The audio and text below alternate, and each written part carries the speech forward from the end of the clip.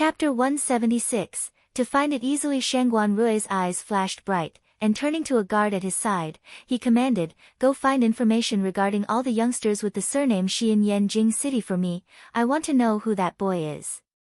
The subordinate quickly accepted the order and left, leaving only the angry, stomping, and cursing Shangguan Zhenyu behind with Shangguan Rui. Shangguan Rui turned to glance at his sister and coldly snorted, a trace of disdain visible in his eyes.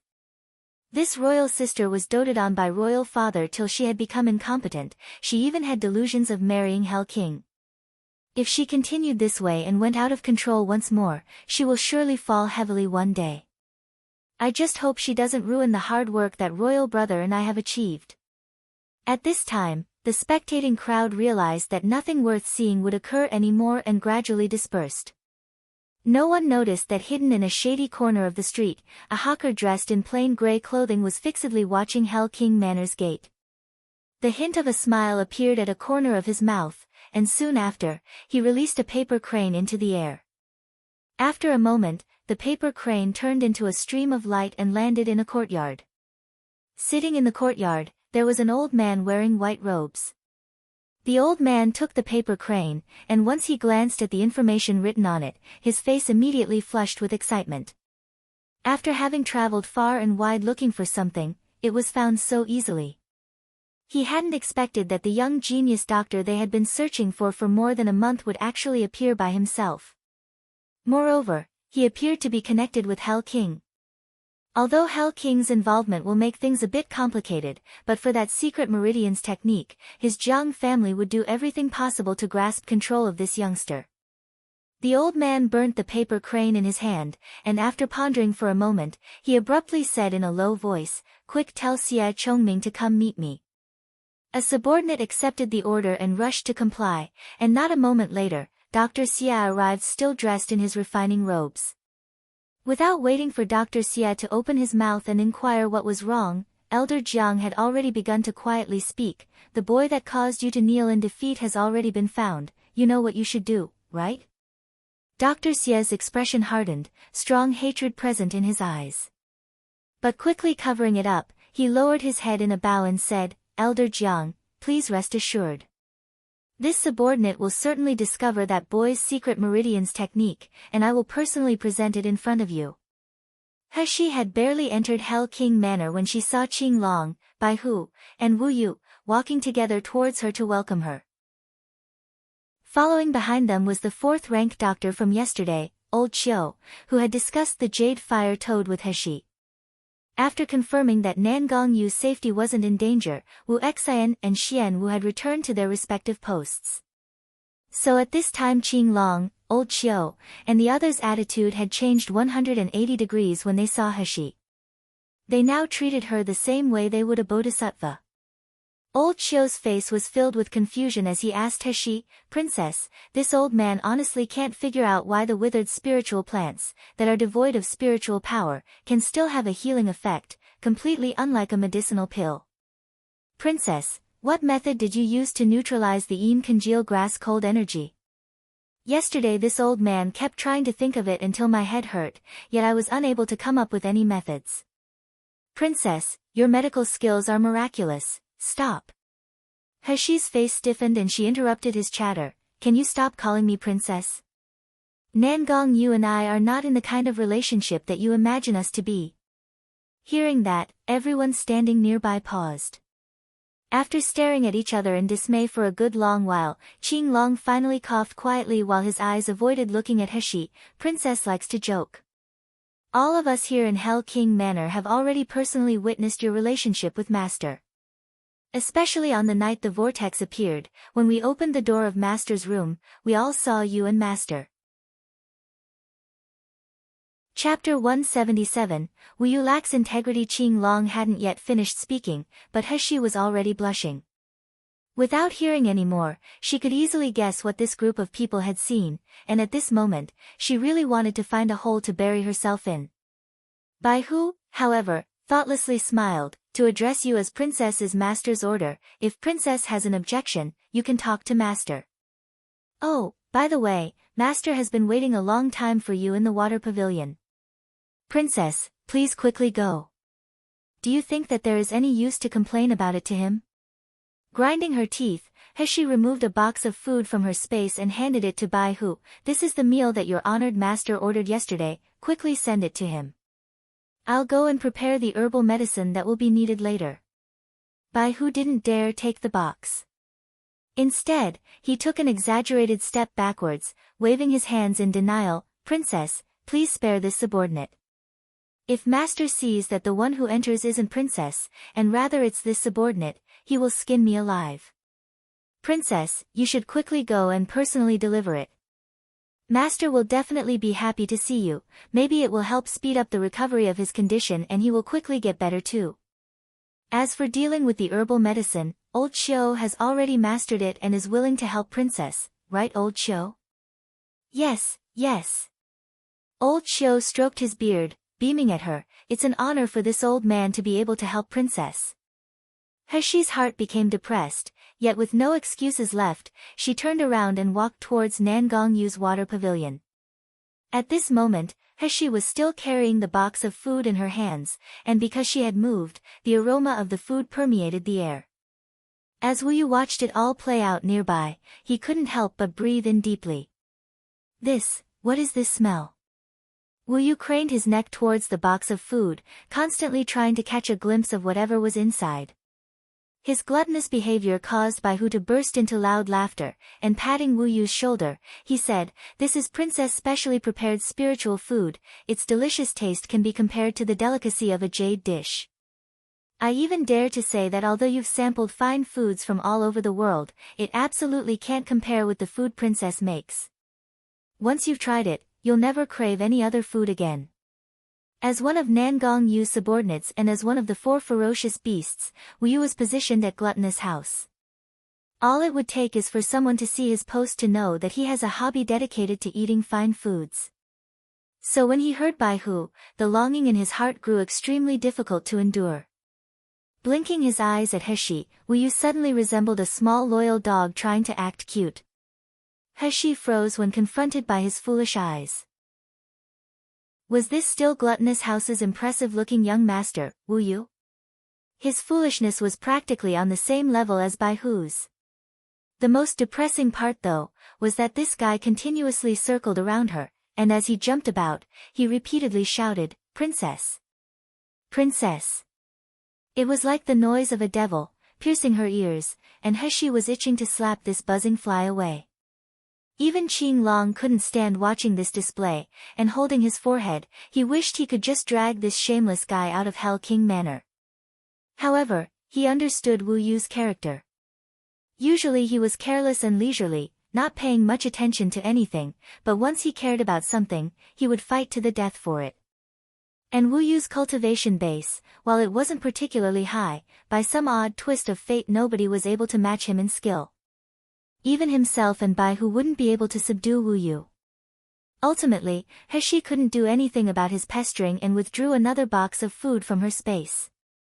As she threw it at him, she coldly said, "Just this once, never to be repeated." Wu Yu caught the box of food.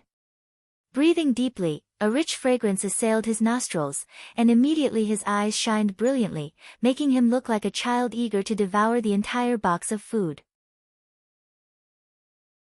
Chapter 178, Let them get used to it. First Heshi helplessly shook her head, hearing Dandan's protesting voice as it said, "What, mother doesn't love Dandan? It won't matter if you give the delicious food to the big brother that you play kissing with, but why did you also give it to other people?" Obviously that was Dandan's. What, mother doesn't love Dandan anymore? What is this brat talking about? Qing Long soon brought Heshi to the water pavilion. At this moment, the fire crystal in the water pavilion had been removed, and surrounded by ventilation, with the wind blowing and causing the gauze to flutter, it seemed cool and comfortable inside. Heshi had barely entered the water pavilion when she noticed Nangong Yu sitting by the bedside, wearing only a white satin robe. Half of his long hair was draped over a shoulder, while the other half was tied up with a silver-braided tassel rope. Watching him from the side, she could only see the high and straight bridge of his nose, refined and handsome facial features, and his transparently pale complexion. Heshi and Qing Long had obviously entered the room, but it seemed as if Nangong Yu was completely unaware. With his slightly drooping long and thick eyelashes, his whole countenance appeared weak yet beautiful. Abruptly, a trace of indescribable pain was felt in Heshi's heart. She didn't like seeing this man looking so frail. He should be high-spirited and overbearing. Yet in order to save her, he had now become so weak. Heshi gently knocked on the door. It was only then that Nangongyu turned his head, and seeing that it was Heshi, his cold countenance very quickly melted into one of a gentle and soft smile. "You've come." His tone was flat and nothing special, but it contained deep happiness and expectation, making Heshi's heart beat wildly in her chest. Composing herself, she walked forward while carrying the box of food. Soon, one of the servants that served in the water pavilion walked over to take the box of food, arranging everything in it on the table. When the smell of the food spread throughout the room, no matter how trained these servants were, they couldn't help but take deep breaths in. Swallowing the saliva pooling in their mouths, they restrained the longing on their faces with difficulty. Because the people of this world were unaware of the existence of seasoning, many people that ate spiritual foods were only concerned about its spiritual energy, and at most, they only ate sweet and salty things. So when they ate Heshi's specially cooked food, they simply didn't dare to believe that food could ever have such a great taste.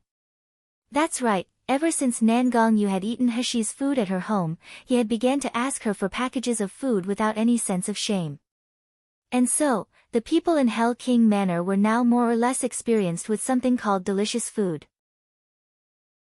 Even though they weren't able to taste it, just seeing the color, smell, and spiritual concentration, coupled with Baihu's high praises, they knew that the food was of the highest quality. And when they were cleaning up the dishes, their fingertips would be stained with sauce, causing them to feel extremely hungry. Alas, if only Princess would marry into Hell King Manor, she could then teach at least 1/10 of her cooking skills to the manor's kitchen. It would be great. "Prince and Princess, please enjoy the meal." Heshi all of a sudden returned to her senses, the word princess echoing loud and clear in her ears. She couldn't help but say to Nangongyu with a low voice, "Since when did I become your princess? You should make it clear to your subordinates, tell them to not call me princess again. Later on, they can just call me Shiyu." Nangongyu used his chopsticks to carry some food into his mouth, and while enjoying its fragrance and taste, he laughed lightly. "Since Shier will be my princess sooner or later, is it wrong to let them call you that earlier? It's good to let them get used to it first." Chapter 179, Compensation. Heshi's mouth twitched as she said, "Who says I will become your princess sooner or later?" Nangongyu raised his eyebrows. "You don't want to?" Heshi glared at him.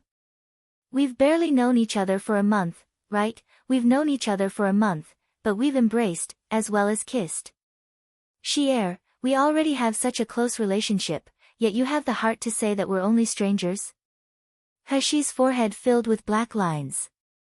What is he talking about, embracing and kissing? Clearly I was being forced. Nangongyu leaned closer to her ear and asked, "Shier, are you unwilling to become my princess, to become my legitimate wife?" The man's warm breath fanned against her ear, and with his exquisite face so close to her, Heshi could feel her heart jumping in her chest and her face slightly blushing. "This isn't a problem of being unwilling or not." Nangongyu immediately beamed with joy. "Ooh, then it means you want to." "Since Shier is willing, then the rest isn't a problem. I'm very happy that we agree." "Who's agreeing with your opinion?" Heshi's long shapely brows frowned due to her anger. Since when did this man become a scoundrel? Clearly the first time she met him he had the manner of a ruthless and handsome tyrant. Nangongyu swiftly switched positions, moving closer to where Heshi was sitting. He then gently placed his hands on her slender waist. "All right, my princess, now can you accompany me to eat? You see, I've had your dishes specially lined up for you, yet you haven't touched any at all. Are you ignoring me?" When the watching servants saw their master's completely peaceful countenance, totally opposite to his usual behavior, their eyes widened till they nearly popped out. They gazed at Heshi like they were seeing a rare creature. Princess indeed is the princess. They had never seen their master pamper and act so lovingly to anyone like this before. He could feel herself being watched by the servants, causing her ears to turn red. Casting an angry glare at Nan Gongyu, she said, "Get your hands off." "No," Nan Gongyu replied, like it was only to be expected that he could touch He. "Princess and I will be eating like this in the future. We have no need for you to serve us, you can all withdraw for now." The servants heard the order and promptly complied. With them hurriedly retreating, soon, only He and Nan Gongyu were left in the room. Nan Gongyu said, "This way, no one will disturb us." "Shi, you don't need to be shy anymore." "Who is shy?" "You're shy, your whole family is shy." He was fuming, she really wanted to kick this shameless man. Nan Gongyu immediately changed his tone to one of grief. "Shi, we clearly came to an agreement yesterday, and I wanted to see you as soon as I opened my eyes. I've been waiting for you since early this morning, shouldn't you compensate me?"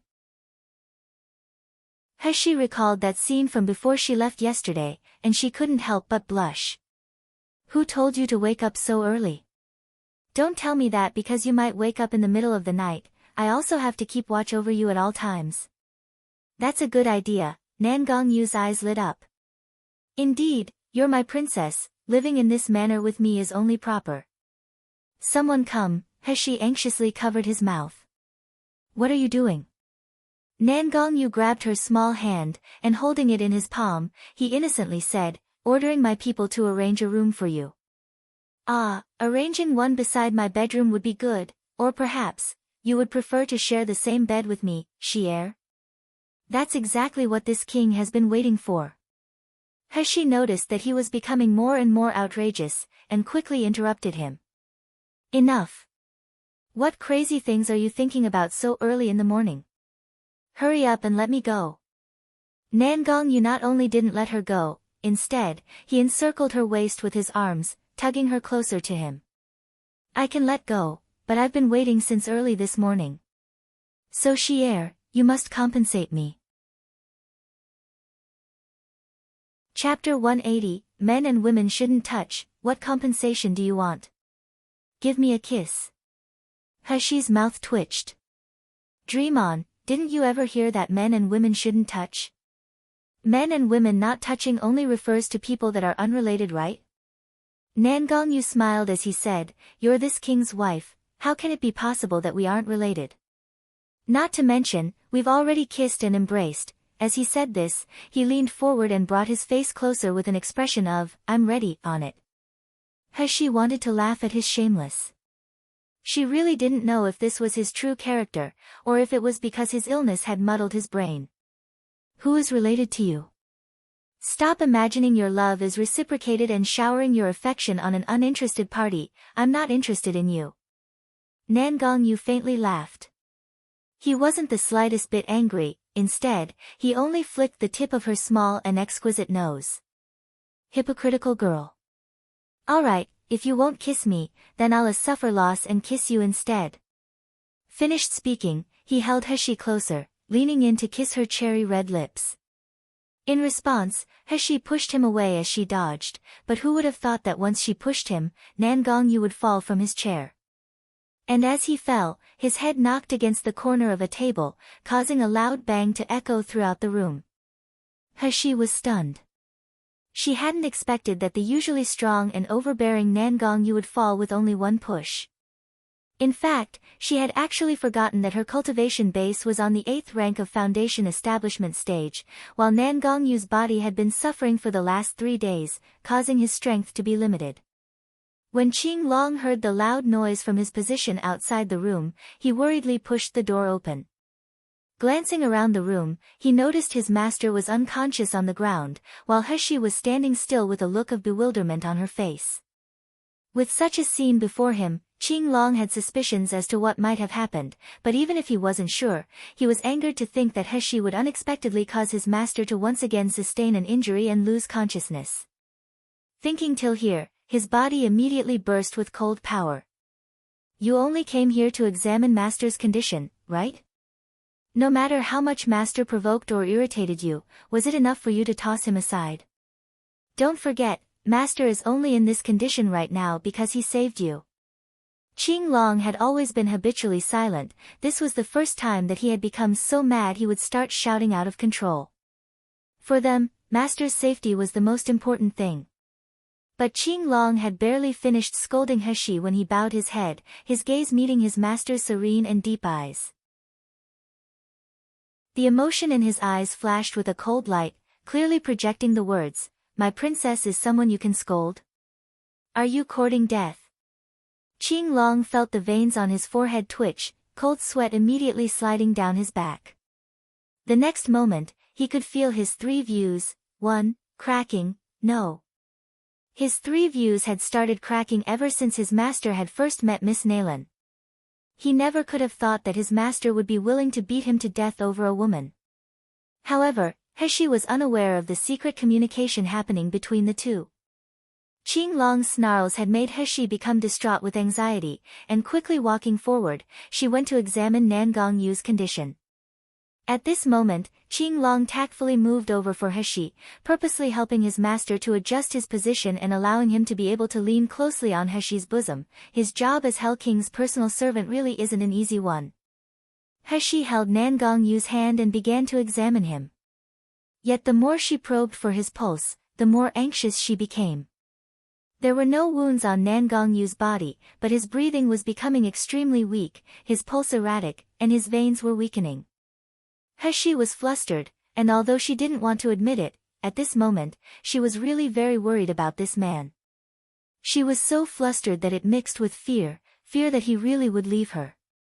It was so bad that even though she was trying to treat Nan Gongyu, she was no longer able to maintain her usual calmness.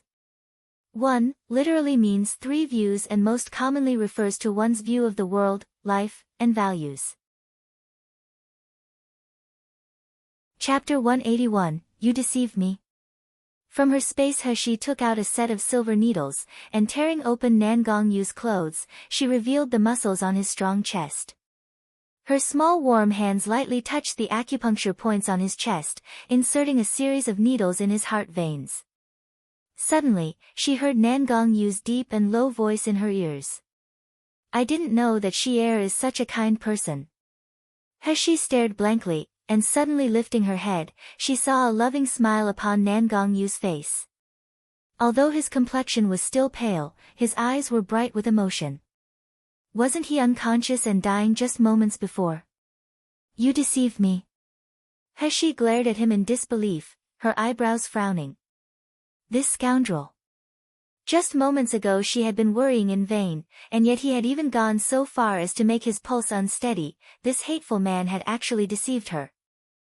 She stood up with a cold expression on her face, and turned around to leave. Nan Gongyu pulled on her hand to stop her. "Xier, don't go." Originally, if He had wanted to shake off his hand, it would be very easy, but Nan Gongyu had unexpectedly used the small amount of spiritual power that remained within his body. He had so little spiritual power left that his hand was icy cold, the life force within his body becoming extremely faint. "You're crazy. Quickly stop using your spiritual power and let me go." "Do you want to die?" "No, not unless Xier promises me that you won't go." He's face revealed her anxiousness, and afraid that if he continued it really would become life-threatening, she promptly said, "Okay. I won't go."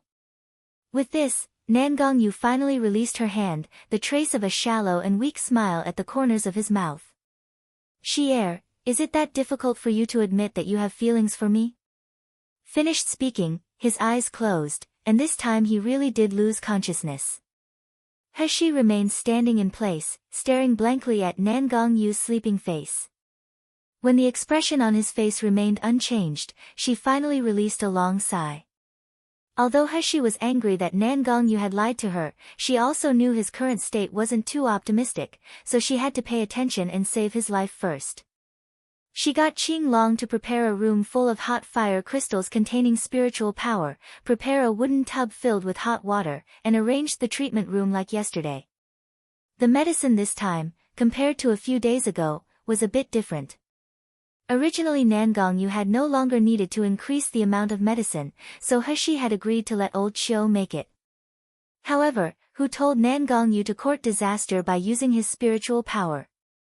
Without any choice, she removed a porcelain bottle from her space, pouring 1/3 of the medicine that she had just made not long ago into the bath. This porcelain bottle is something of little value or interest compared to a magical tool, and she herself didn't know where she got it from. It was only able to hold a very limited quantity of solid items, yet it could contain several tons of liquid. The medicinal liquid inside was prepared by Heshi in her space last night, during her free time. It used an extract from the spiritual herbs that Dandan had brought back to life by planting, then it was mixed with water from the 9th secluded spirit spring, and the resulting medicine was 1,000 times more potent than yesterday's. But an ordinary martial artist's body wouldn't be able to bear it, so originally Heshi hadn't intended to use it. Under Heshi's guidance, Qing Long placed Nan Gongyu into the medicinal bath. Then from the side, he watched as Heshi took out her silver needles, and one by one, inserted them into several of Nan Gongyu's major acupuncture points. After the silver needles had been placed on Nan Gongyu, smoke began to rise from his body.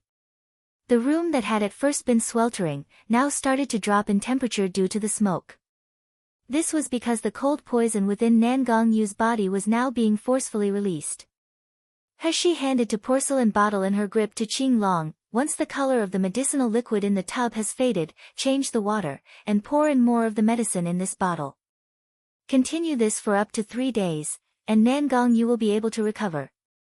Qing Long received the medicinal bottle, and quickly said, "Princess, Master's current state is unstable. I hope that until Master awakens, you can stay here." Chapter 182. Learning to refine pills. He was afraid that when Master woke up and didn't see Princess, that he would be beaten to death by Master. Heshi saw Qing Long's expression, and right away she knew that leaving would be impossible. Besides, it was because of her that Nan Gongyu was in his current situation, and she had also promised him that she wouldn't leave, so she should stay. Heshi pondered a moment before speaking. "Do you have a refining room here?" "There is." "Princess, the reason you're asking for a refining room is to..." "Didn't Princess say she couldn't refine?" Heshi said, "Bring me there.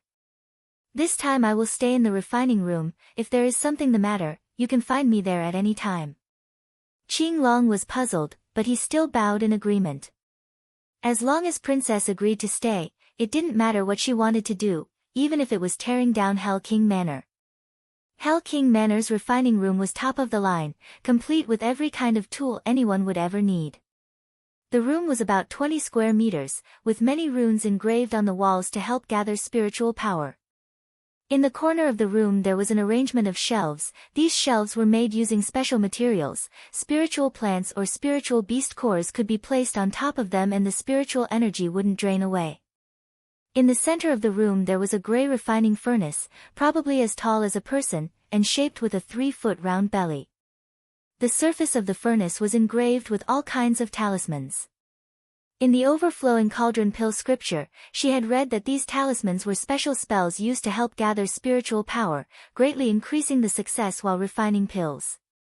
The higher the level of the furnace, the more useful and complex the talismans would be. Arranged around the furnace were several mats, and against one wall there was a long table and a simple bed. These were to be used midway through refining if the person needed to rest. When Heshi arrived at Hell King Manor she had had a plan, and now she was eager to learn the refining techniques written in the overflowing cauldron pill scripture. Unfortunately, it was too inconvenient to do it in her courtyard, and plus, she didn't have a refining furnace. Since she was here anyway, she came up with the idea of borrowing Hell King Manor's refining room. In accordance with the directions written in the overflowing cauldron pill scripture, Heshi began to slowly use her spiritual power. Focusing on fire's spiritual power, she slowly condensed it as much as she could, until it finally formed a ball of golden spiritual fire on her fingertips. As soon as the spiritual fire entered the refining furnace, the spells used to gather spiritual power around the furnace began to slowly ignite, gradually lighting up the whole furnace. Heshi wiped the sweat on her forehead, feeling that the single action of forming the spiritual fire had drained almost all of her spiritual power. To help replenish it, she drank a big bottle of spring water. Thinking of how much time and spiritual power went into just being able to condense a ball of spiritual fire, Hashi became anxious. With this little ball of spiritual fire, she would only be able to refine a small amount of pills, and she estimated that they would be second-grade pills at most. However, what Hashi didn't know was that if other doctors could see her actions, their eyeballs would pop out from shock. For a martial artist to achieve condensing a ball of spiritual fire for refining, they would have to at least be gold core stage. For an ordinary martial artist to be able to refine pills, they generally borrowed spiritual fire sources from nature. Yet Hashi, who was currently only at foundation establishment stage, was able to accomplish forming spiritual fire. And not only that, her spiritual fire wasn't the normal dark reddish-brown color, rather, it was a high-rank light golden color. This was simply against Mi Luo continent's advanced refining principles. Unfortunately, Hashi was unaware of this, as all of her knowledge on refining pills was coming from the overflowing cauldron pill scripture that old man Shumi had left. What was instructed inside was naturally what she practiced. How would she know that it was universally shocking? And so after replenishing her spiritual power, Hashi took out the spiritual herbs from her space that she had prepared in advance according to requirement. Then, she wrapped them in a layer of her spiritual power, and threw them into the furnace. Chapter 183, Refining a Supplement Spiritual Pill. Because of the spiritual power, the spiritual herbs placed in the furnace were engulfed by the spiritual fire in an instant. This prescription was for the simplest supplement spiritual pill. It was listed as a first-rank medicinal pill, and was the best type for Hashi to practice refining. Gathering her spiritual energy, she opened her spiritual eyes. Using them to then examine what was occurring inside the furnace, she discovered that the spiritual herbs had already begun to slowly mix with the spiritual fire. Unfortunately, they weren't mixing well. Some areas had already melted, while certain areas of the spiritual herbs were untouched. However, if this were to continue, then wouldn't this affect the attributes of the medicinal pill? But if she was able to stir it, then wouldn't it be just like when she decocts her herbal medicine? Thinking this, she focused, and driving her spiritual power into the boiling furnace, she wrapped up the spiritual herbs, and continuously stirred the remaining herbs slowly. And when the spiritual fire wasn't strong enough in some places, she used her divine sense to split her spiritual power. Dividing it into strands, she then poured it into the spiritual fire so that the herbs were able to cook evenly. This is like when you lit a fire for cooking. When the fire wasn't big enough, that's when you added more firewood. Hashi felt that this was very simple reasoning, yet this kind of technique wasn't written in the overflowing cauldron pill scripture. However, she thought that perhaps the techniques documented were the only ones ancient doctors could think of to refine medicinal pills. Yet what Hashi didn't know was that this small action would greatly change this batch of medicinal pills' attributes, causing her to be very surprised. After an hour passed, Hashi discovered that the herbs inside had dissolved completely. So after wiping off the sweat on her forehead, she replenished herself by drinking a bit of spring water.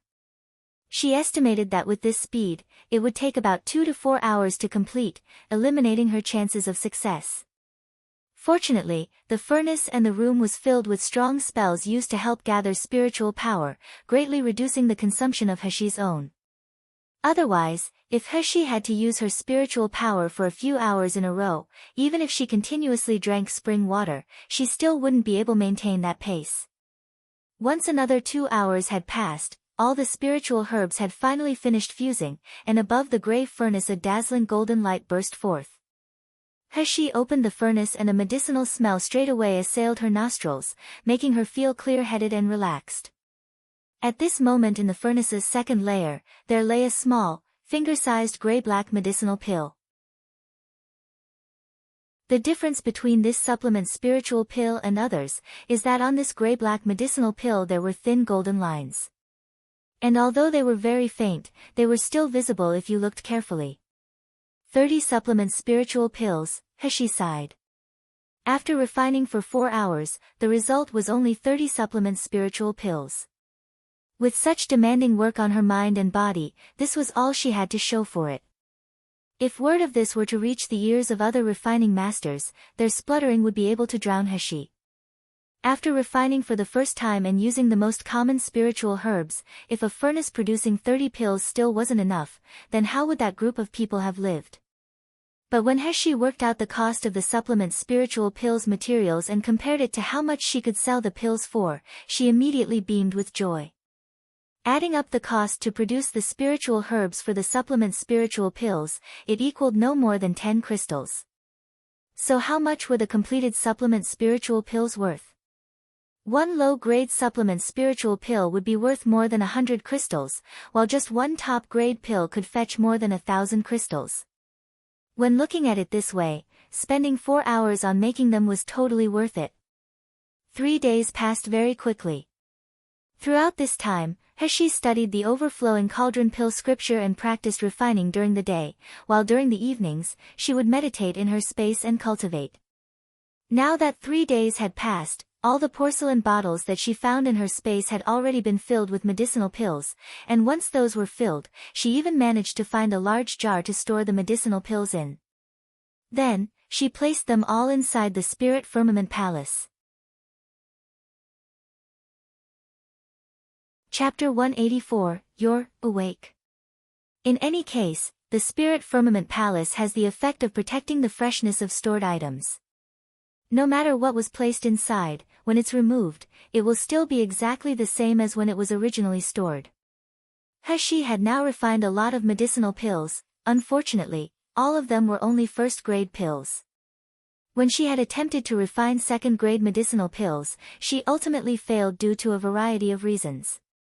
There was a note written in the overflowing cauldron pill scripture mentioning that the intensity, and the rank, of the spiritual fire would affect the grade of the medicinal pill.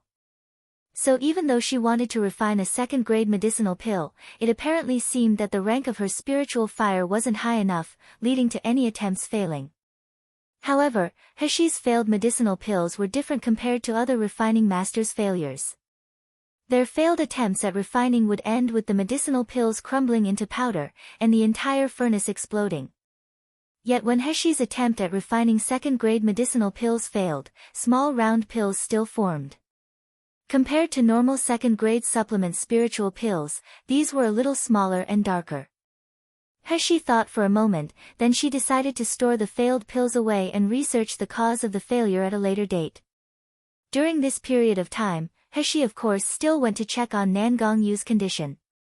While he had continuously slept for all 3 days, Heshi had continued Nangong Yu's treatment of medicinal baths, plus other treatments. And to avoid him being angry, she had continuously drugged him into unconsciousness for those 3 days, stopping his treatments only yesterday. The results of the treatment were better than expected, as sure enough, Nangong Yu's body had become stronger than before. So although the effects of Heshi's medicinal treatment was very powerful, to ordinary martial artists, they would find themselves devoured instead of healed. Yet Nangong Yu's body had unexpectedly been able to adapt, easily passing through 3 days of treatment. On top of that, the cold poison in his body had dispersed, letting the spiritual power once again circulate in his dantian. Even the injuries he'd previously received in the flame cave were gradually recovering. It can be said that until today, Nangong Yu had already completely recovered. But now that he had regained the peak phase of his cultivation base, until the next time the cold poison attacked, he wouldn't need to worry about it. Right now Heshi stood behind Nangong Yu and began to remove all of the silver needles from his body. The moment the last silver needle was pulled out, Nangong Yu's eyes abruptly opened. Heshi had just happened to move in front of Nangong Yu, when she suddenly came into contact with a pair of beast-like eyes. Luminous and fiery, they gazed into her eyes, causing her to momentarily stare blankly. "You're awake." Being stared at with such a piercing stare, Heshi didn't know why her heart started to grow apprehensive. It was as if she was his prey, instinctively making her want to escape. "Then, since you're fine, I'll go back." Finished speaking, she replaced the silver needles in her space and turned around to run away. However, before she was even able to turn around, her wrist was gripped tightly by a certain man. The big palm that held her back no longer felt as cold as ice, rather, it was scorching hot, like burning charcoal. Fine beads of sweat formed on Heshi's forehead. Stop it, what are you doing? She hadn't yet finished speaking when her body suddenly rose into the air, and since she completely lacked the strength to resist, she was dragged into the medicinal tub. Due to the surprise, she cried out in alarm and felt herself drink a mouthful of bitter medicinal water in the process, causing her small face to pucker up as she repeatedly coughed. You're crazy. Do you want me to choke to death? Finished speaking, she used one hand to support herself on the edge of tub while she jumped out. Unfortunately, before she could escape, Nan Gongyu pushed down on her shoulder with one hand.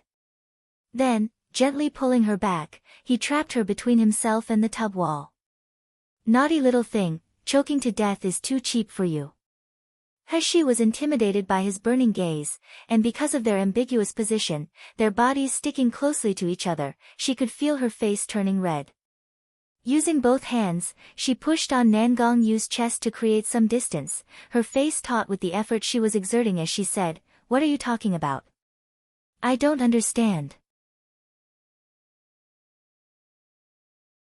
Chapter 185, Punishment. Nan Gongyu smiled evilly, and leaning closer to her, he blew a breath into her ear as he said, "You don't understand?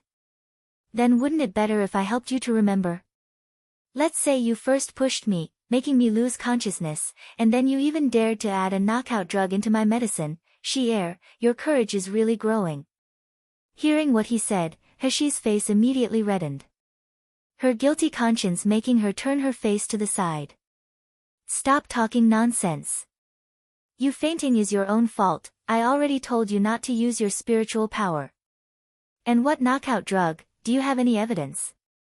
After saying this, she firmly pushed against the man who trapped her, wanting to slip away.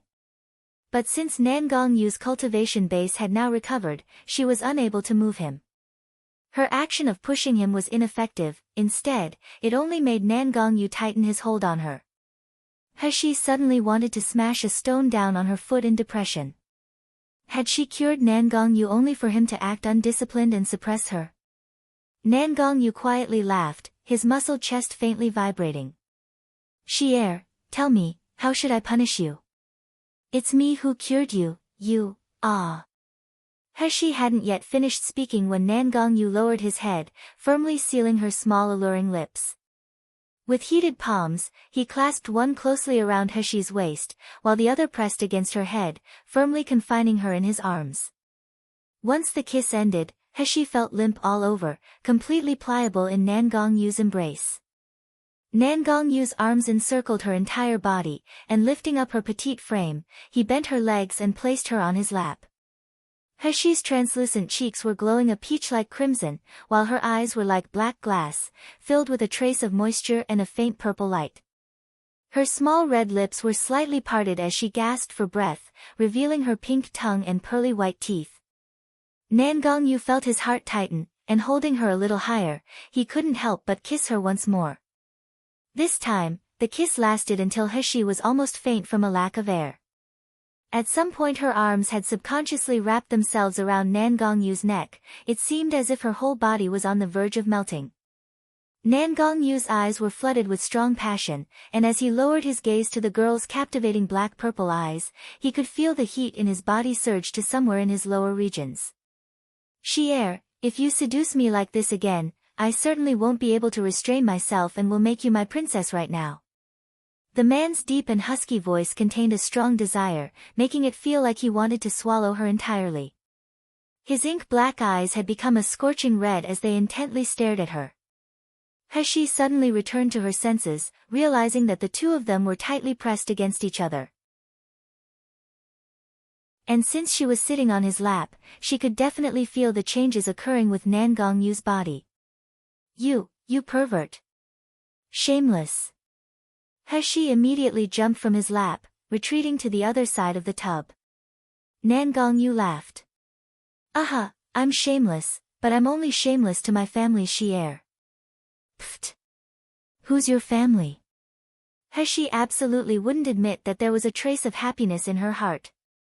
Nan Gongyu moved, suddenly appearing beside Heshi and pulling her into his embrace. "Xi'er, don't avoid me, all right? You can't run away. You're destined to be mine." Heshi angrily retorted, "Why am I yours?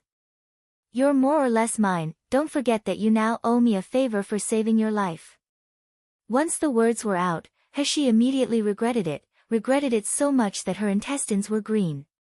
Isn't this the same as giving this shameless guy an opportunity? Chapter 186, Forgive my clumsy eyes. It was all because of this scoundrel making her angry. It was his fault that her IQ had decreased. Sure enough, when Nan Gongyu heard her words, he lowered his head and kissed one of her red earlobes. What she said is right. I'm yours for as long as you want, I'm your man. Heshi was just about to retort, when Qing Long's nervous voice suddenly sounded from outside. Master, Ice Lotus Fairy has come to pay a visit. Qing Long knew that his master was currently together with Miss Naylan, so whoever dared to disturb them must be prepared to be skinned alive. However, the person who came is Ice Lotus Fairy, so he had no choice but to inform master. Nan Gongyu looked at Heshi, pondering for a moment before he said, I'm occupied at the moment, let her wait a while. Qing Long peeked inside the room from a crack in the door, and sure enough, what occupied at the moment, is it taking a bath together with Miss Naylan? Qing Long silently scoffed, yet on the surface he still answered respectfully. Yes, master. Just as he was about to leave, he heard Heshi's distinct voice from inside the room. She doesn't need to wait, he has time now. As Heshi finished speaking, she pushed Nan Gongyu away while glaring at him, then turned around and pulled herself out of the medicinal tub. Heshi was able to use her spiritual power to quickly dry the clothes on her body. Unfortunately, yellow stains were clearly visible, while there was still a distinct smell of medicine. And although her clothes were now unsightly, she was unable to do anything about it as she didn't have any spare clothes to change into. Fortunately, she was currently wearing men's clothes, so even if she was dressed somewhat sloppily, it wouldn't cause people to pay attention to her on the streets. Once Heshi finished straightening her clothes as much as she could, without bidding farewell, she pulled open the door and rapidly fled the room. The distinct sound of Nan Gongyu's bright laughter could be heard echoing behind Heshi, causing her to gnash her teeth. Qing Long had thought that he was used to seeing the interactions between his master and Miss Naylan, yet watching this scene, he became shocked and bewildered. What had master been doing with Miss Naylan for him to reveal such a rarely seen expression? Heshi accelerated as she fled through the courtyard, continuously using one hand to smooth out the wrinkles on her clothes. While she was passing through the courtyard, a group of people were heading towards her. Heshi didn't want to be delayed in Hell King Manor again, and moreover, she obviously didn't know who these people were, so she intended to just ignore them and leave.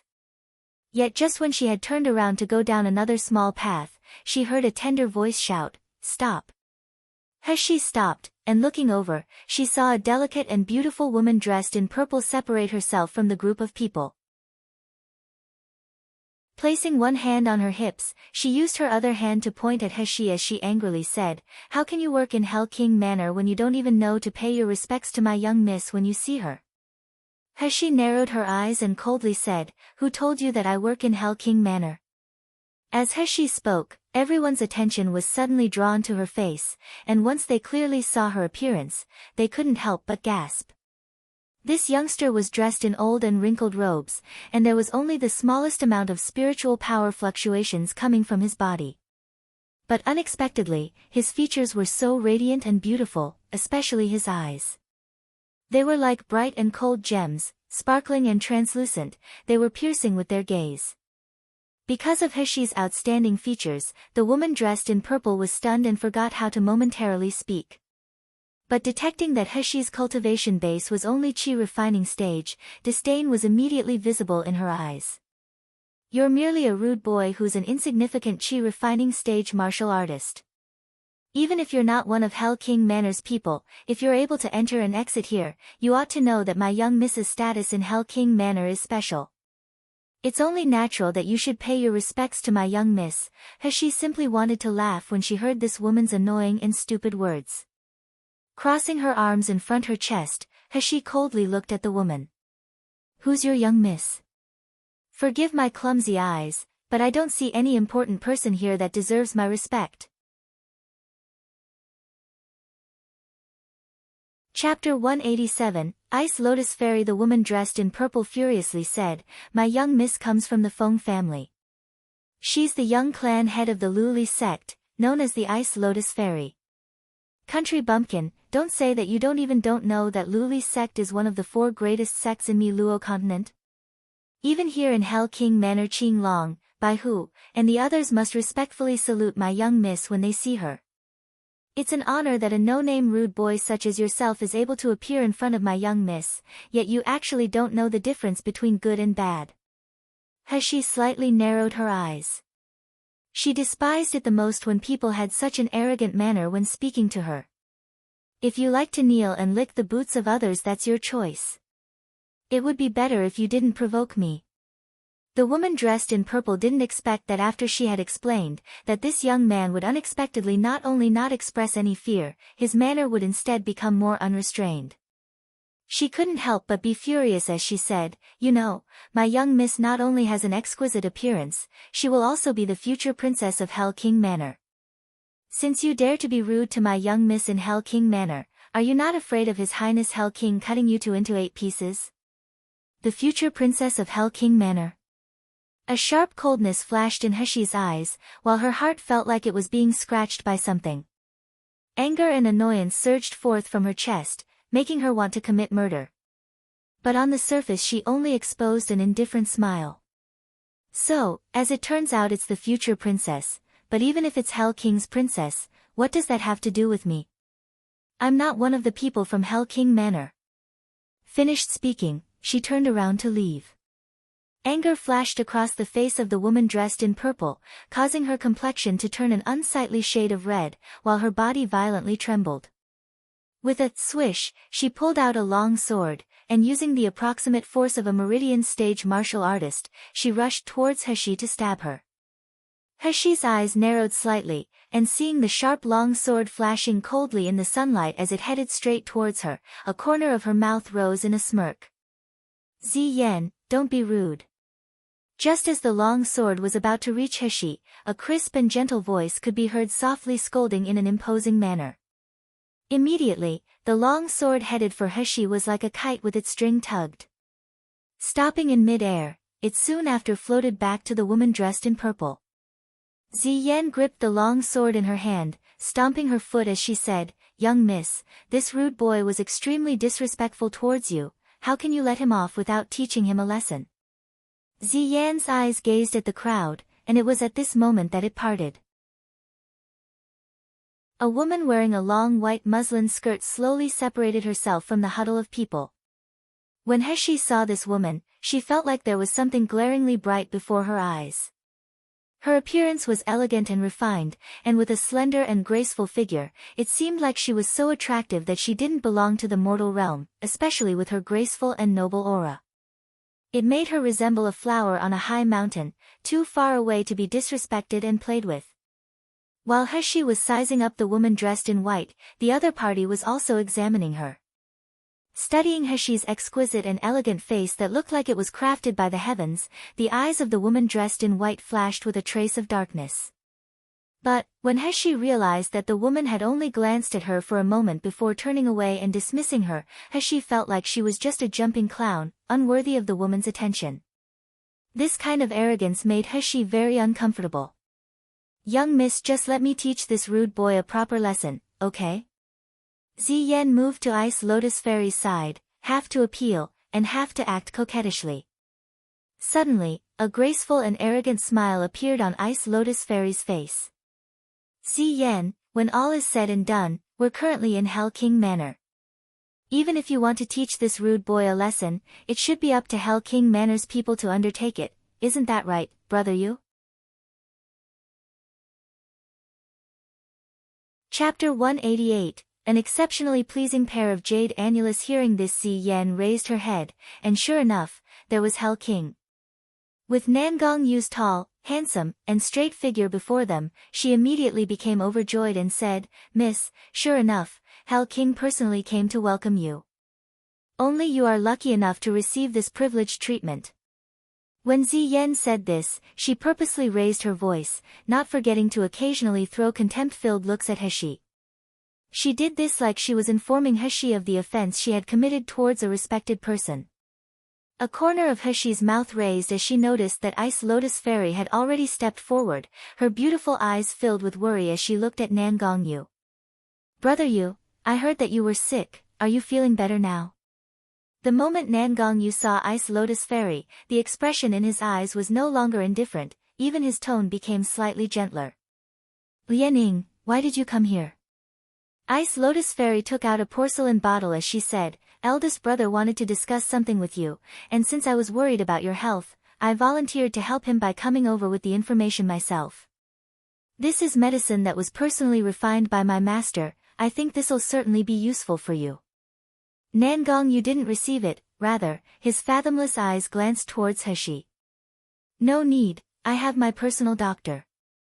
Although Zhu Kei's medical expertise is excellent, it can't compare to my master's.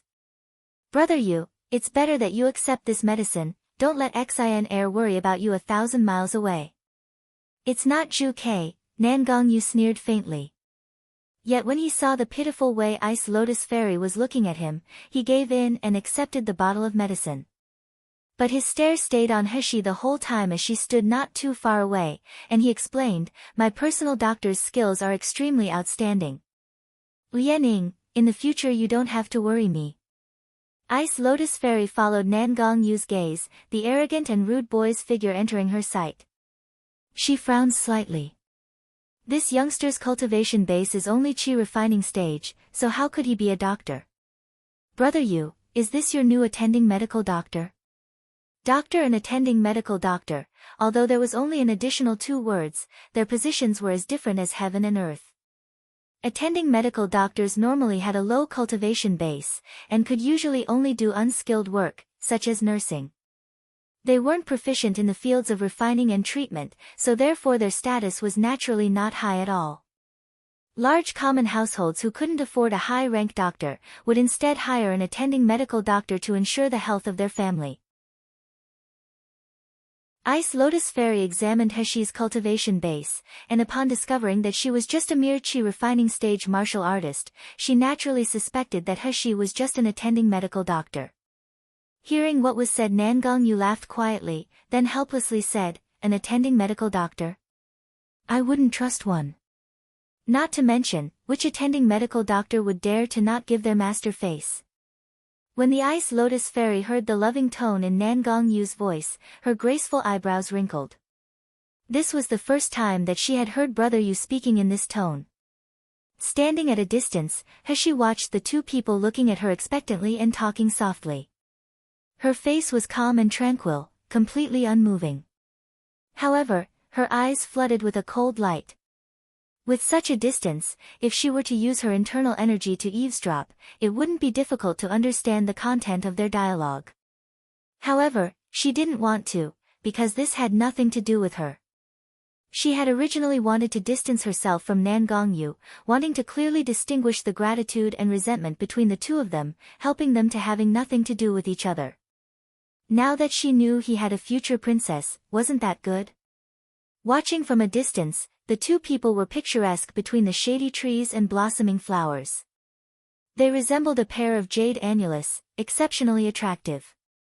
Ziyan's voice suddenly interrupted from the side, filled with pleased laughter. Boy, do you see it now? His Highness Hell King never lets other people get close easily, but our young miss is an exception. In all of Hell King Manor, who doesn't know that my young miss will become Hell King's future princess? How is it? Aren't His Highness Hell King and my young miss very well matched? Chapter 189, Why are you mad? Heshi indifferently said, indeed, they're well matched. Hearing this, the smile on Ziyan's face became proud and arrogant. That's good if you know. My young miss's status, how can you such a lowly person like yourself neglect it? Don't think that just because you can enter and exit Hell King Manor that you can be arrogant and despotic. Ziyan's voice suddenly disappeared with her surprise as she discovered that Hell King was no longer having an intimate chat with her young miss, and was unexpectedly making his way over.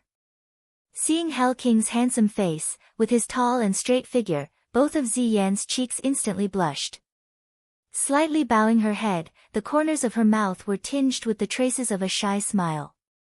However, Nangongyu didn't pay any attention at all to the existence of Ziyan. Rather, he quickly moved in front of Heshi, reaching out his hand to pat her head. What are you talking about? Why are you so serious that you were even unaware that this king had arrived? Heshi subconsciously wanted to avoid Nangongyu's hand, but what kind of person was Nangongyu? Now that his strength was back to its peak, how could Heshi avoid him? As a result, he didn't only caress her head, but had also gently pulled her waist into his embrace. The man's deep and quiet laughter echoed in her ears as he said, "You're still angry?" Heshi was just about to struggle, when all of a sudden her whole body quivered. She could sense a strong murderous aura coming from behind her, as if someone wanted to dismember her body into 1,000 pieces.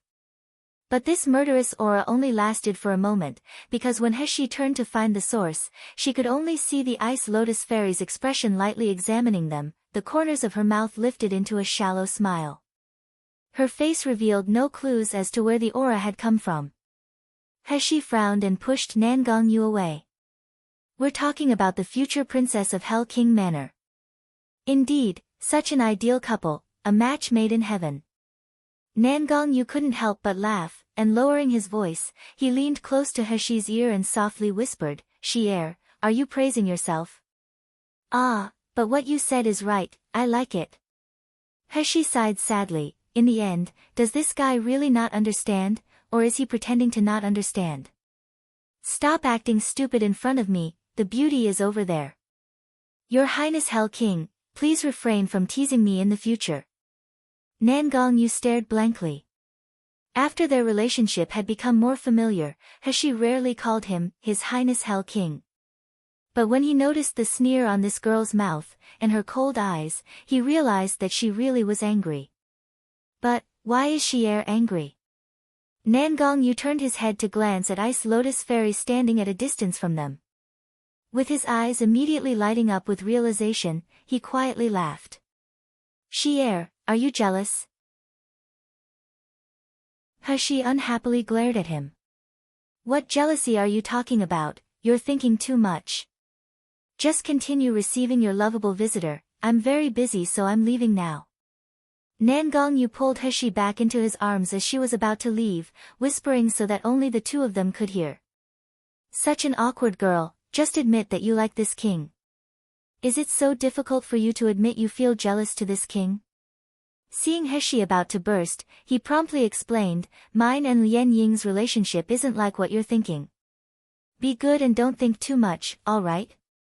I'll get by who to send you back, as I have a few matters to which I have to handle these next few days. The person who hired the Drought Demon organization to kill you still hasn't been found, so during these days you should stay at home as much as possible, only going out if need be. If there is something you need, find Baihu, and you must constantly wear the imprint that I gave you, so I know whether you're safe or not. As soon as I've finished dealing with this matter, I'll find you." Nangongyu softly kissed the side of her face, his voice gentle. "Obediently wait for me at home, Heshi felt that the surrounding glares on her were so scorching, that they felt like they would burn a hole through her clothes. Her face immediately turned red, and she quickly pushed him away again. "No need to have Baihu send me, I can go back on my own." Chapter 190, Are You Looking for Me? Finished speaking, her feet flashed as she rapidly fled away. Heshi didn't realize that her depressed mood had unknowingly changed into a combination of shyness, annoyance, and relief. With the warmth from Nangongyu's kiss still lingering on her cheek, her whole face unknowingly turned red, spreading all the way to the tips of her ears. As Ziyan watched Nangongyu and Heshi's interaction from the side, her complexion turned green, then white, and she clenched her jaw so tightly that it almost crushed her white teeth. This youngster, although his appearance was elegant, he was still only a man, so how could Hell King be interested in him? Could it be that the rumors were true? His Highness Hell King really had that kind of hobby? He's cold towards women because he likes men. Then what about her young miss? Ziyan anxiously looked at Ice Lotus Fairy, Feng Lianing, only to see that her expression was still as calm as ever.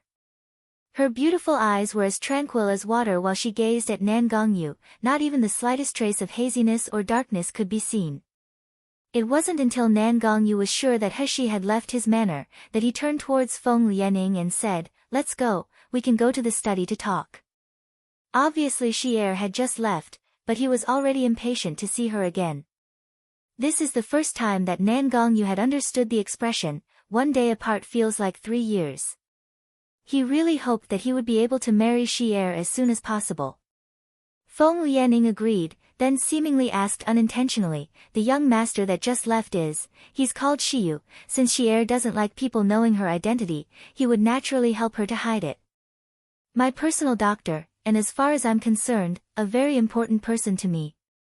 While he was speaking, Nan Gongyu recalled how the two of them were getting along, his eyes turning soft with love and tenderness. Feng Lianing lowered her gaze, her expression hidden in the shadows. After exiting Hell King Manor, He turned to go down East Street, towards the medicinal ingredients store. Although a lot of spiritual plants were now growing in her space, most of them were somewhat valuable, while the remainder were common spiritual plants used for refining. And because she had used up a large amount of spiritual plants and materials when she had been practicing her refining, she didn't have much supplies left and decided to buy the replacements today. After barely walking around the corner, He abruptly sensed a burst of coldness behind her. It seemed that someone was firmly glaring at her with a strong murderous aura. She steadily continued her pace, the trace of a smirk appearing at a corner of her mouth. Someone wants to follow her. Even back when she had no spiritual power, she was still able to sense Qing Long following her, while the person who was following her now was obviously much weaker compared to Qing Long. The next moment He sped up, her figure completely disappearing by a remote corner. Here there was a small shabby alley, and although it was close to the bustling East Street, it was a place where many beggars liked to sleep at night and was permeated with the stench of unwashed bodies, urine, and feces. Because of this, few people ever ventured near. Several breaths after He disappeared, the figure of a woman dressed in white appeared in the small alley. With no mask covering her face, her delicate and pretty facial features were clearly visible, yet her eyes were filled with killing intent and a touch of surprise. She had definitely seen He enter the alley, but just a breath later, and she had completely lost all traces of her. Obviously she, herself, is at the peak of foundation establishment stage, while the other party is merely a boy on Qi refining stage, so how could she have lost him? Just when the woman dressed in white was becoming bewildered, her ears abruptly heard a voice speaking with a cold sneer. "Are you looking for me?" The woman dressed in white was immediately startled, and before her eyes, the youngster's figure very quickly appeared. Under the sunshine, the youngster's skin seemed like sparkling and translucent jade, bright and dazzling. Yet, his beautiful phoenix eyes were filled with cold frost, chilling those that saw them.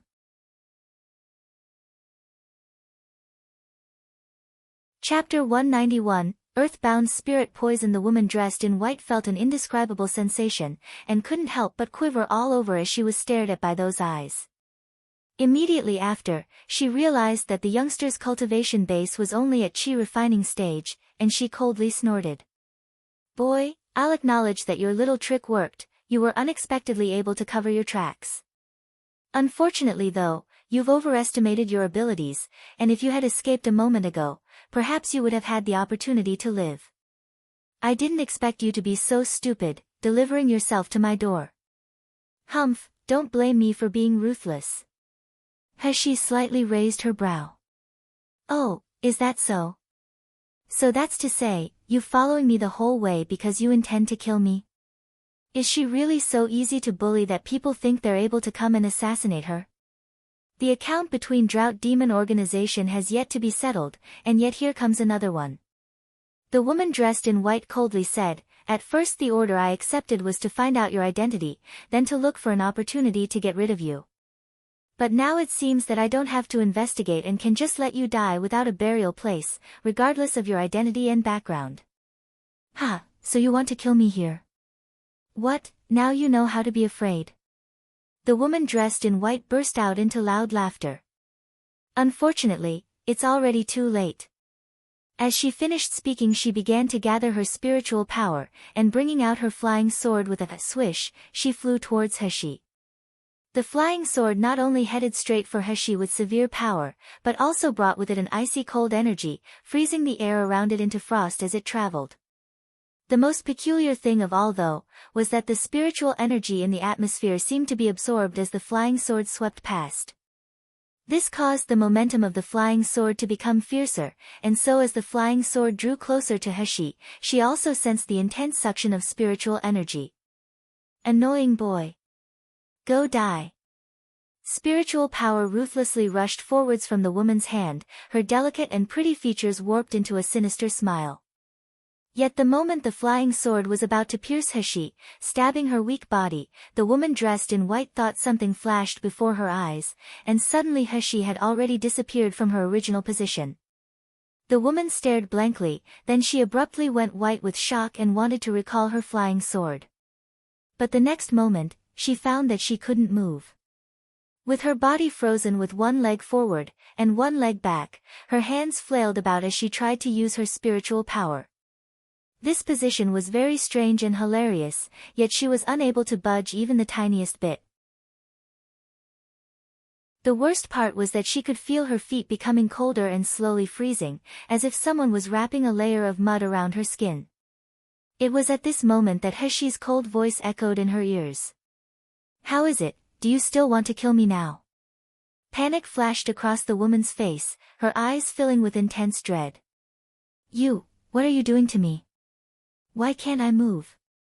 "Oh, this is a type of poison called earth-bound spirit poison. I made it for fun in my free time." Moving around to the front of her, Heshi kicked the woman's stiff lower leg, indifferently laughing as she said, "Earth-bound spirit poison makes a person's body completely stiff. It's like it becomes possessed by an evil spirit binding them to the ground, causing them to be unable to move a muscle. With time the body deteriorates, gradually becoming stiffer and weaker, until finally, it resembles a stone statue. One touch is all it takes for it to break into 1,000,000 pieces." The more the woman dressed in white heard, the more pronounced the fear on her face became. She was so afraid, that the muscles in her face started twitching. Heshi nonetheless laughed. "But you don't have to worry, earthbound spirit poison's solidification is only really effective on an ordinary person's body. For a martial artist, as long they have spiritual power to protect themselves, it isn't so easy for them to become a stone statue. Earthbound spirit poison will only hinder you from moving for a few hours, that's all."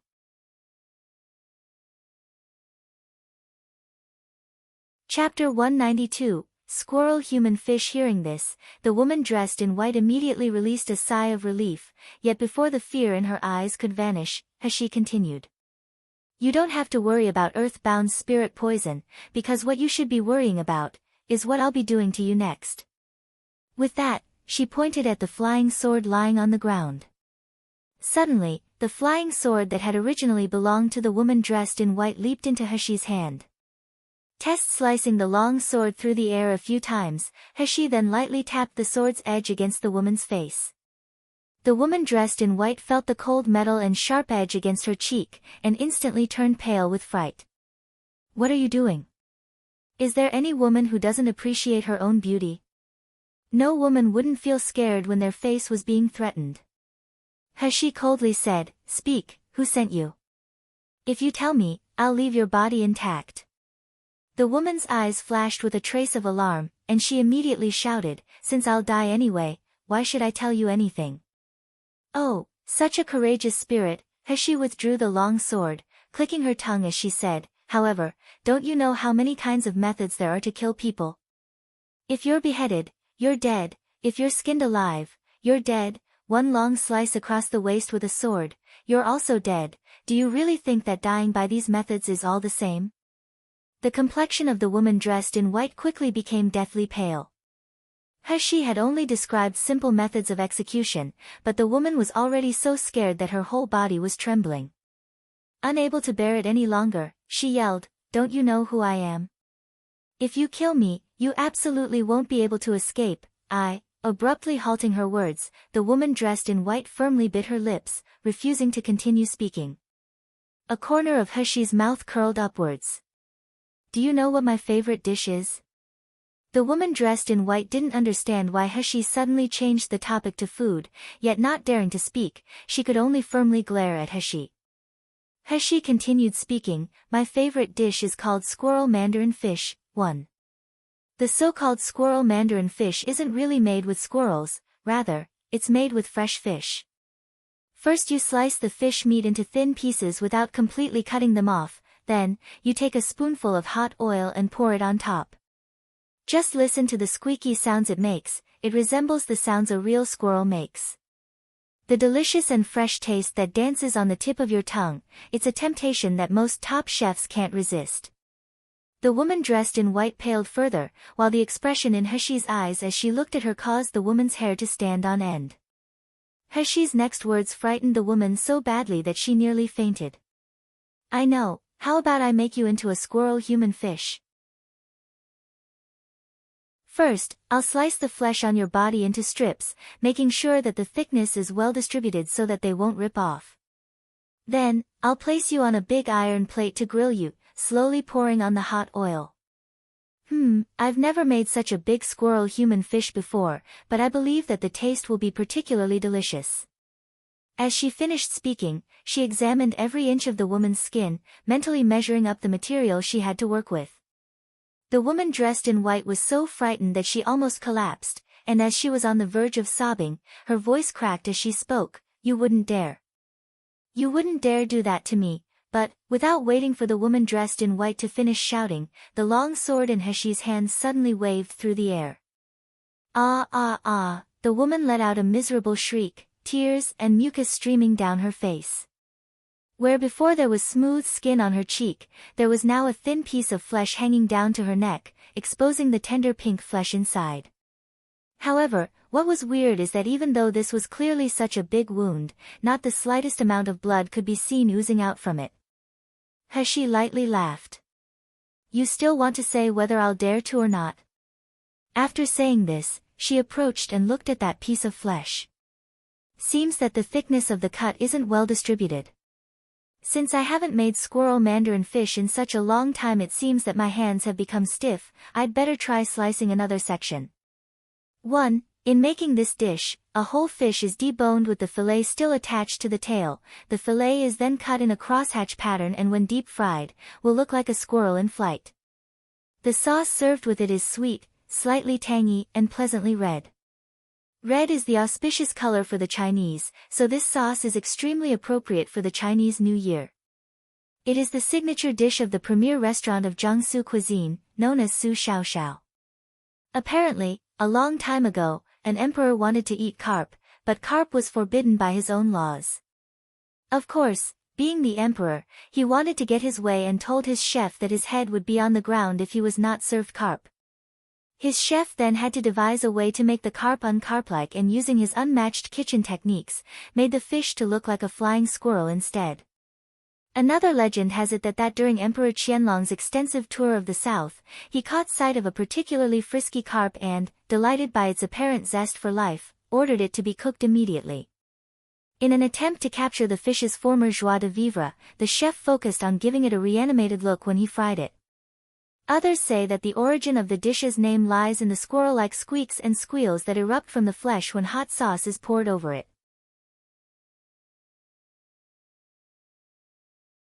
Chapter 193, Demon. After Heshi finished speaking, she raised the long sword in her hand.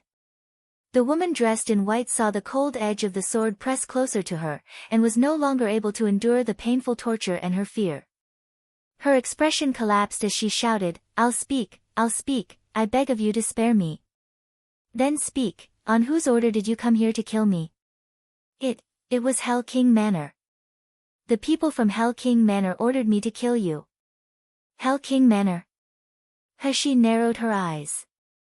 Why would the people from Hell King Manor want to kill me? And which person is the one who wants to kill me? The woman's entire body twitched, and with her eyes slightly flickering to the side, she weepingly said, It was Qing Long. Right, it was Qing Long who ordered me to kill you. Because you're a man, and yet you still dared to seduce His Highness Hell King, ruining His Highness Hell King's reputation. This caused Qing Long and the others to want you dead, so they sent me to kill you. Qing Long wanted to kill her because she used the identity of a man to seduce Nan Gongyu. This was simply a big joke. Did they think of her as a 3-year-old foolish son? However, Qing Long, Bai Hu, and the others already knew that she was a woman. Moreover, if they wanted to kill someone, they wouldn't send such a trashy person to do it for them. He sneered, slicing another chunk of flesh off of the woman's face. Since you don't want to tell me, then don't tell me. I don't have much interest in who wants to kill me anyway. As a matter of fact, you would be better used as a practice dummy for my knife skills. The flesh on the woman's face, and the flesh on her arms, was sliced off piece by piece. The woman dressed in white let out a sharp shriek filled with misery. Even though this type of injury was common for martial artists and could easily be cured, the process of this torture was really too horrible. The woman thought that the person before her eyes was simply a demon, causing her to experience true fear this time. Who knew what kind of terrible punishment would be waiting for her next?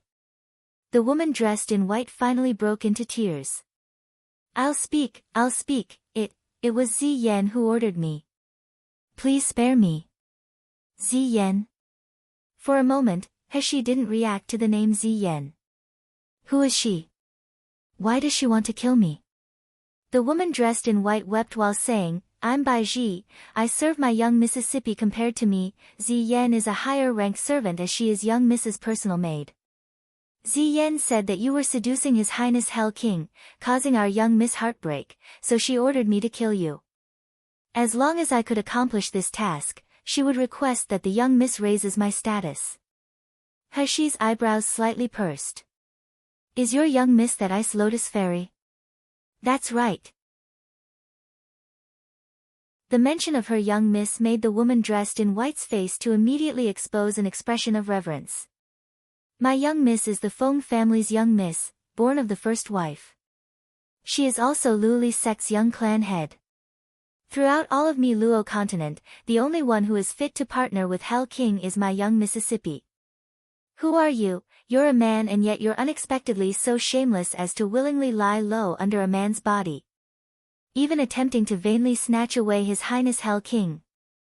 I'm warning you, you had better release me this instant, otherwise, my young Miss will absolutely not let you off.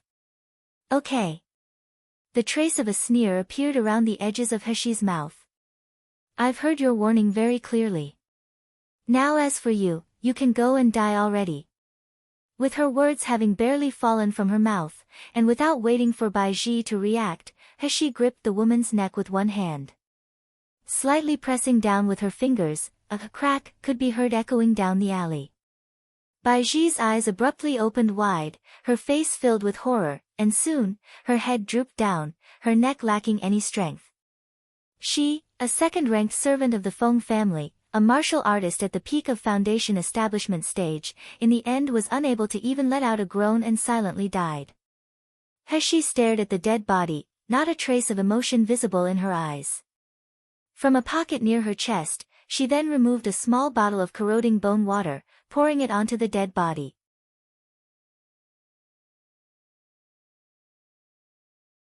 Chapter 194, Old Beggar Man. A moment later, the dead body issued shoo sounds, followed by clouds of white smoke and a rotten stench that permeated the air. After several breaths, Bai Ji's dead body disappeared without a trace. After she had finished dealing with Bai Ji's body, she turned around to leave when suddenly, from behind her, she heard a faint sigh. Such a vicious baby doll. Not even such cruel torture was enough, you even went and destroyed that person's body, exterminating all traces of her. Ha, but whatever, you let me see such a good play. She abruptly quivered all over, then quickly turned around. But once she turned around, it was to discover that there was no one there, it was just an empty alley. Not even a person's shadow could be seen, and yet she had obviously heard someone's voice. Moreover, even though she was releasing her spiritual power and divine sense with all her might, she couldn't sense the slightest hint of another party's existence. How could this be possible? Even if it was Nan Gongyu standing in the shadows, her highly perceptive awareness would be able to sense him. In the end, just how powerful was this person?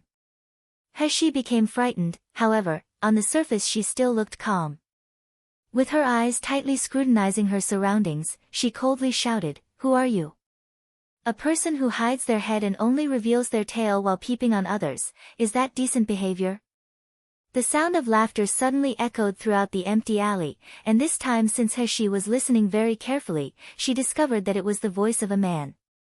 Furthermore, it was the voice of an old man. While He was still bewildered, a figure unexpectedly appeared in front of her out of thin air. It was an old man dressed in rags with messy hair and a dirty appearance. As an indescribable stench wafted from his body, he examined He and laughed. Standing in the alley, he would occasionally take long gulps from a broken gourd bottle in one of his hands.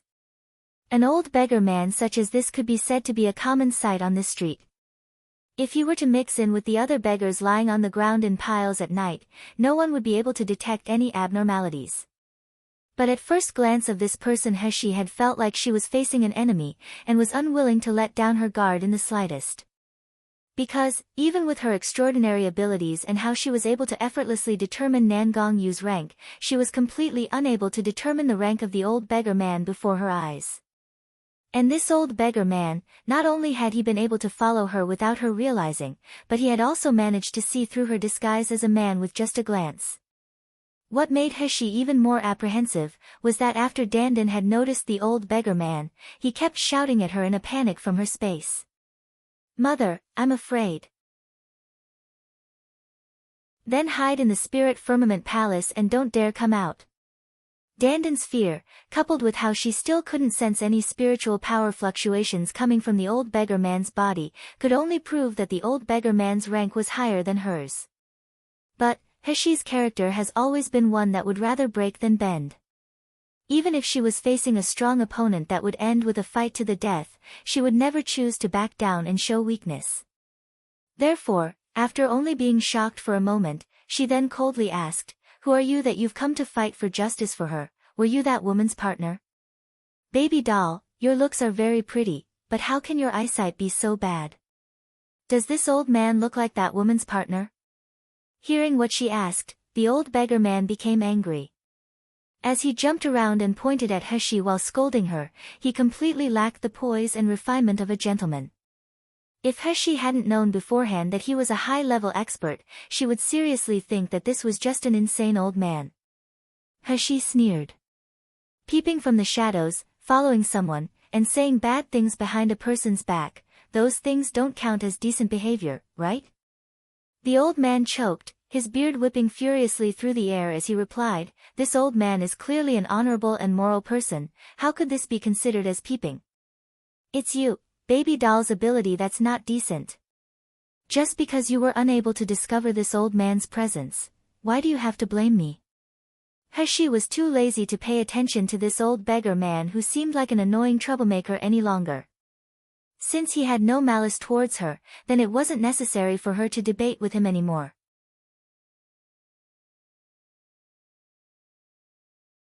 Chapter 195, Surprise Attack. Unfortunately He had barely lifted her foot to walk away, when she abruptly felt a burst of coldness coming from behind her. The next moment she sensed a strong force of spiritual power, honed into a sharp blade, heading towards her spine at the speed of lightning. Without time to think, she removed her whip from her space. Rotating her body 180 degrees, she used the momentum of her turn to firmly whip the weapon that was attacking her. A crack echoed down the alley, and the tip of the bone whip scraped against the ground, causing a burst of sparks to fly into the air. However, the weapon that had been attacking her surprisingly disappeared without a trace, only to unexpectedly reappear swaying before her eyes. He's mouth flattened into a thin line. She hadn't expected that it would be a gourd bottle that was attacking her. The gourd bottle was now swaying in the air as it floated before her, occasionally nodding forward, as if it was mocking He for her incompetence. He glared at the old man. "Didn't you just say that you and her weren't partners?" The old beggar man scratched at the louse on his head, and while laughing mischievously, he said, "Of course this old man isn't her partner. But you wrongly accused me, baby doll, and if I don't do anything as payback, then how could this old man have any face?" As He's expression sank, she turned around to escape by using her evade technique. Unfortunately, even though her movements were fast, the gourd bottle ended up being faster than her.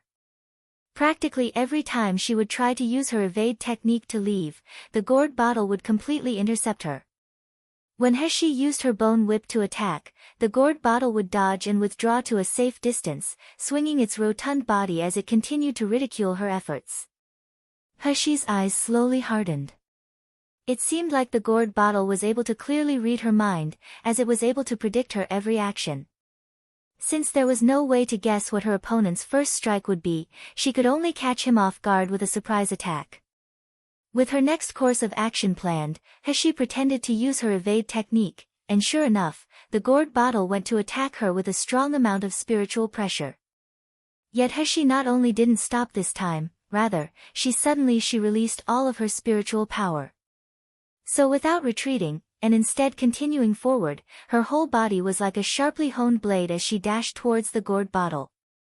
In a split second Heshi's whole body released a bitingly cold, murderous aura, that could cause people to tremble. The old beggar man's expression abruptly changed. Originally he had had the look of one watching a good play, but now he was slightly startled as he stared blankly at Heshi. And due to his absent-mindedness, the gourd bottle's attacks halted and it froze in midair. With a loud crack, the gourd bottle was split in half by the bone whip, before it then shattered into hundreds of small pieces and fell to the ground. This caused the spiritual wine inside to cascade out, permeating the air of the alley with the smell of wine. The old beggar man stared blankly once again, then immediately rushed over to the gourd bottle in distress. As he reached the puddle of wine, he repeatedly walked around it as he breathed in the fragrance of wine. "Ah, my wine, my divine wine. You must be a girl who's unable to tell the difference between good and bad. Do you know that this wine isn't easy to get? Only after trading away 1,000 treasures was I finally able to get this small amount. Did you know that throughout all of Yanjing City there isn't a second bottle?" Heshi raised her nose into the air, disgust promptly revealing itself on her face. What divine wine? According to what she had seen, calling it imitation wine would be good enough. It could in no way come close to matching the spiritual wine that she currently had fermenting in the 9th secluded spirit spring. When she thought of the fruit wine that she had brewed in her past life, she knew that even the taste of this wine was incomparable to that. Apart from the small amount of spiritual energy that the spilled wine had held, what was so special about it? Furthermore, being unable to find another bottle in all of Yanjing City? Why not just say that you hadn't seen another one in the whole world? The old beggar man grabbed Heshi's shoulders and yelled, "I don't care. Baby doll, it's you who knocked over my wine, so quickly replace it as compensation. Otherwise, I'll finish you." Heshi's complexion turned black and she glared at him. "What do you mean, you smelly old man? It was obviously you who attacked first, so why should I compensate you?" "I don't care." The old beggar man was furious. "You had better compensate me for my precious divine wine. If you don't, then in the future, you can just become my little maiden girl." 1. Similar to the concept of child angels in the West, maiden girls and boys are children who serve the deities in heaven or temples.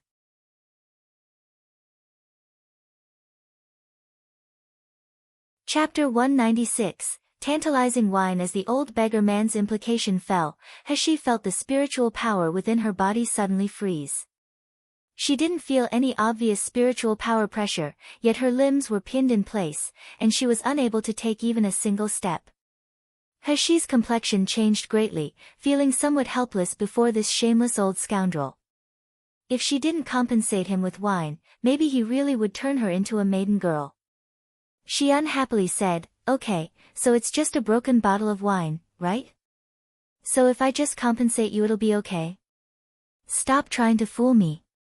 The old beggar man in no way trusted her. "Do you know where divine wine can be found? Which spiritual kitchen has a master vintner?" "Why should I know that?" Heshi sneered. "I only know that the wine I ferment is 100 times better than your spilled divine wine. If you don't believe me, release me, and I'll immediately bring it out and give it to you." The old beggar man was stumped for words and stared blankly at Heshi. Slowly, suspicion crept onto his face. Baby doll, don't think that you can deceive this old man. With that, his eyes flashed, and Heshi felt movement return to her limbs again. With a calm and collected face, she fished out a jug of her potent wine from the 9th secluded spirit spring. This wine was an imitation of Chinese white wine from her past life, and since it was made with the spiritual fruit from her space and diluted with spirit spring water, an ordinary person would become completely drunk with only 1 cup. It's best if you drink till death, old man. The old beggar man had originally believed that Heshi was only talking big, as after all, even the top spiritual kitchen in Miluo continent didn't necessarily have a master vintner. She was just a little teenage girl, how would she able to ferment good wine? However, when Heshi's hand held out a small black wine jug, the old beggar man's expression suddenly changed.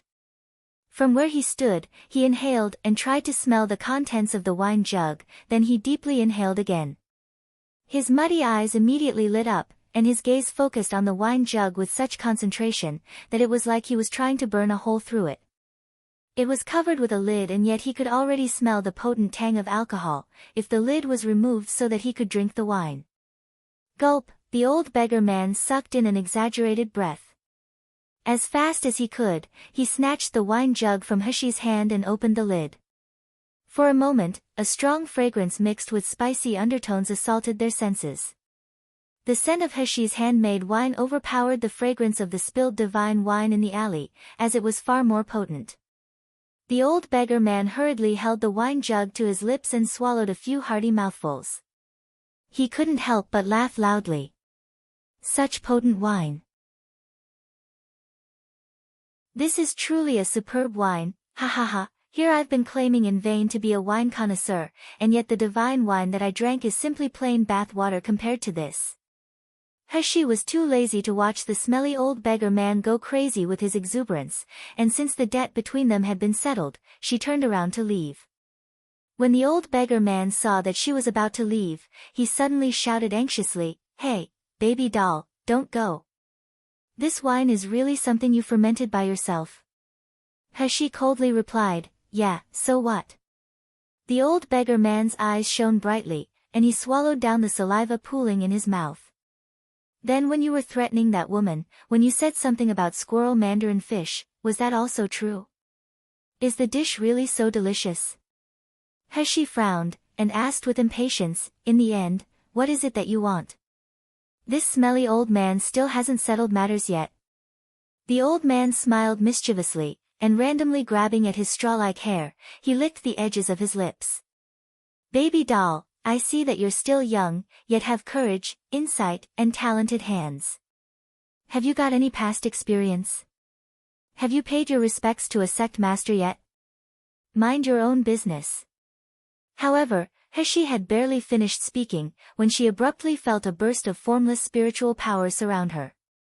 This spiritual power barrier didn't have a murderous or threatening aura, but it caused her to be unable to move her body once again. Moreover, she had the terrible feeling that her entire body was being thoroughly examined.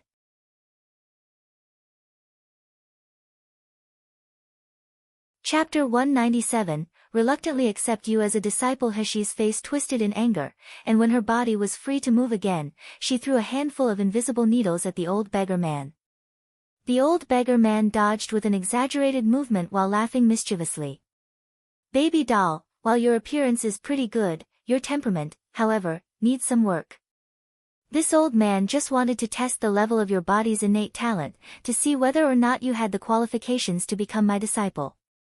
Ah, it's not bad at all. Your temperament, strength, and the outstanding innate talent that you already possess at such a young age, all are considered rare qualities in the Jinling kingdom. Since it's like this old man volunteers to tackle the difficult job of accepting you as my disciple." Heshi became enraged due to this smelly old beggar man's nonsense. She had never before met such a shameless troublemaker who wanted to rush in and accept a disciple. What's more, he even did it with an extremely reluctant attitude. "Smelly old man, have you consumed so much wine that it's made you foolish? This young lady has no need of a sect master, and furthermore, I have no need of any type of master. There's no need for you to reluctantly do something you don't want to, as I'm unwilling to pay my respects to you as a master anyway. Finished speaking, He turned around to leave without looking back. Hey, you undiscriminating baby doll, do you know who I am? The old beggar man angrily shouted at He's back. Have you heard of the name Taoist spiritual master Xian Qing before? Go to any random large sect in Jinling Kingdom and see which ones dare not worship me. Cough cough. In short, you know, throughout all of heaven and earth there are many people who want to pay respects to me as a master, yet I'm not willing to accept them. Today, I've given you a massive opportunity and have accepted you as my disciple, and yet baby doll, you would actually dare to ignore me. The old beggar man proudly spoke with his nose in the air, waiting for He to return and beg to be his disciple. However, when he glanced in her direction, what was reflected into his eyes was the little girl's retreating figure as she walked further away into the distance. The old beggar man was stunned. He didn't expect that he, someone who was born many years ago, would actually have to sell himself as a master, and yet would still be refused. This baby doll didn't have any foresight, she was simply unable to tell the good from the bad. However, when he thought of that endlessly good wine, and remembered the name of food he had never heard of before, squirrel mandarin fish, gulp. Swallowing his saliva, the old beggar man promptly tossed the dignified manner of a master to the back of his mind, and not caring about his image, he chased after her. Hey, baby doll, is it because you don't believe in my skills? How about this old man demonstrates them for you? I won't move either my hands or my feet, and you see if you can land 3 hits on me. If you can't touch me, you lose. Would you then pay your respects to me as a master? Baby doll, do you know how many benefits you'll gain if you follow me? In the future, all of me Luo continent's handsome bachelors will line up and follow you. No matter how many of them you want, master will give them all to you. The whole time they were walking, He felt like there was a fly continuously buzzing in her ears. This behavior of non-stop chatter and bargaining, which was completely unlike the usual composure of a master, was similar to the multi-level marketing schemes from her past life. He was now beginning to wonder if her initial perception of him was wrong. In fact, she was now starting to think that he wasn't an expert sect master, and that he was just a genuine crazy man.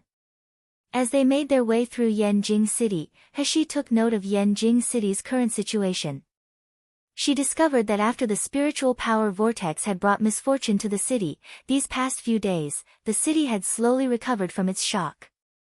Now a small number of people were starting to talk and guess about that unusual phenomenon, while the rest of the population were equally concerned and excited about exploring Song Mountain to find where the secret territory was located. This situation, while it wasn't the greatest, was enough to make He sigh in relief.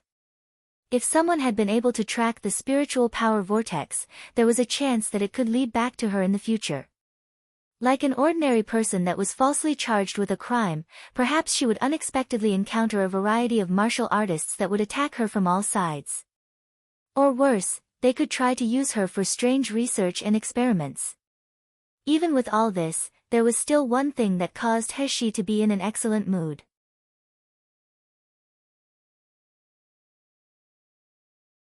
Chapter 198, Shameless Old Man. This was due to the withered spiritual plants and spiritual herbs found in Yanjing City. Because of the spiritual power vortex draining the energy out of them, the price for just one spiritual plant stalk, or one spiritual herb stalk, would now greatly increase. And since all the spiritual plants in Yanjing City were now withered, including the ones stored in jade boxes, people who refined pills and used the spiritual plants for medical treatments, now had no other choice than to purchase them from outside the city. Thus, this would cause the price of medicinal pills and spiritual plants to naturally rise at a frantic pace. He recalled the medical herbs, and the large pile of first-grade medicinal pills, that she had just finished refining in her space. As a corner of her mouth perked up, a sly smile was reflected in her eyes. It seemed that an opportunity for her to make a fortune had finally arrived. The old beggar man following beside He noticed that her expression changed. Rolling his eyes, he laughed as he said, "Oh, I wonder if you've heard about the unusual phenomenon that occurred a few nights ago." It was so dramatic, that even the drunken me was awoken by that thing. TSK, I wonder what sort of senseless person advanced in rank and caused such a huge commotion. If other people had observed this, it would certainly be disastrous. Although, with this so-called unusual phenomenon, there must certainly be treasures. On the surface it appears that the influential families haven't yet made a move, but secretly, they must be looking for the source. Hey, it'll surely be very lively in Yanjing City in the future, right? As the old beggar man was talking, every so often he would glance at Heshi's face to gauge her reactions. With what he was implying, it was clear that he already knew Heshi was the main culprit behind the phenomenon. Heshi wasn't surprised that the old beggar man knew. When she had been wrapped up in the old beggar man's spiritual power a while ago, she was unable to shield herself and had felt like everything was visible to him. This included the secret of her space and muddled dantian. But, there was no greed or killing intent in the old beggar man's eyes. Instead, there was cunningness and delight, like he was watching a good show. Heshi's face was blank as she spoke. Oh, is that so? Such a mystical scene, I wish I had also seen it. Unfortunately, I wasn't in the city that day, so I didn't get to see it. The old beggar man's eyebrows raised and he lightly laughed. Baby doll, it's okay to try and deceive others, but it's naive of you to try and lie to this old man. If I'm not mistaken, the seal within your body was only lifted a short while ago, right? That seal was rather complicated. If that seal had been at its strongest, then even this old man would have had to expend a lot of energy to remove it. For you to have been able to lift the seal so you could advance in rank, you would have naturally required a great amount of spiritual power. Calculating the time of your advancement, it seems to coincide with the time the unusual phenomenon occurred. Speaking until here, the smile on the old beggar man's face became somewhat wicked. You tell me, with so many coincidences, if it was noticed by anyone observant, wouldn't they suspect you? I'm afraid that many influential families would assume the worst and not let you off. Heshi stopped walking and coldly looked at him. In the end, what is it that you want? The old beggar man was startled, promptly repeating his request. Pay your respects to me as a master. And then give me delicious food every day. Without the slightest hesitation, Heshi shook her head. No. Aren't you afraid that I'll leak your secrets? The old beggar man asked in disbelief. Why is this girl so stubborn? Heshi sneered, splaying out her hands palm up before her. Do whatever you wish. Even if he leaked her secrets, so what? Without evidence, how would he be able to prove it? As long as Dandan's existence wasn't revealed, based only on her unsealed muddled dantian, she really didn't believe that she would be hunted down by the martial artists of Mi Luo continent. As for those who offended her, she wouldn't hold back and would pay them back 100-fold. Of course, the most important thing is that Heshi had now come to a conclusion. Such a thing as daring to make another person's secret public, it really was a degrading act. This old beggar man who claimed to be Taoist spiritual master Xian Qing, he was simply not worth thinking about.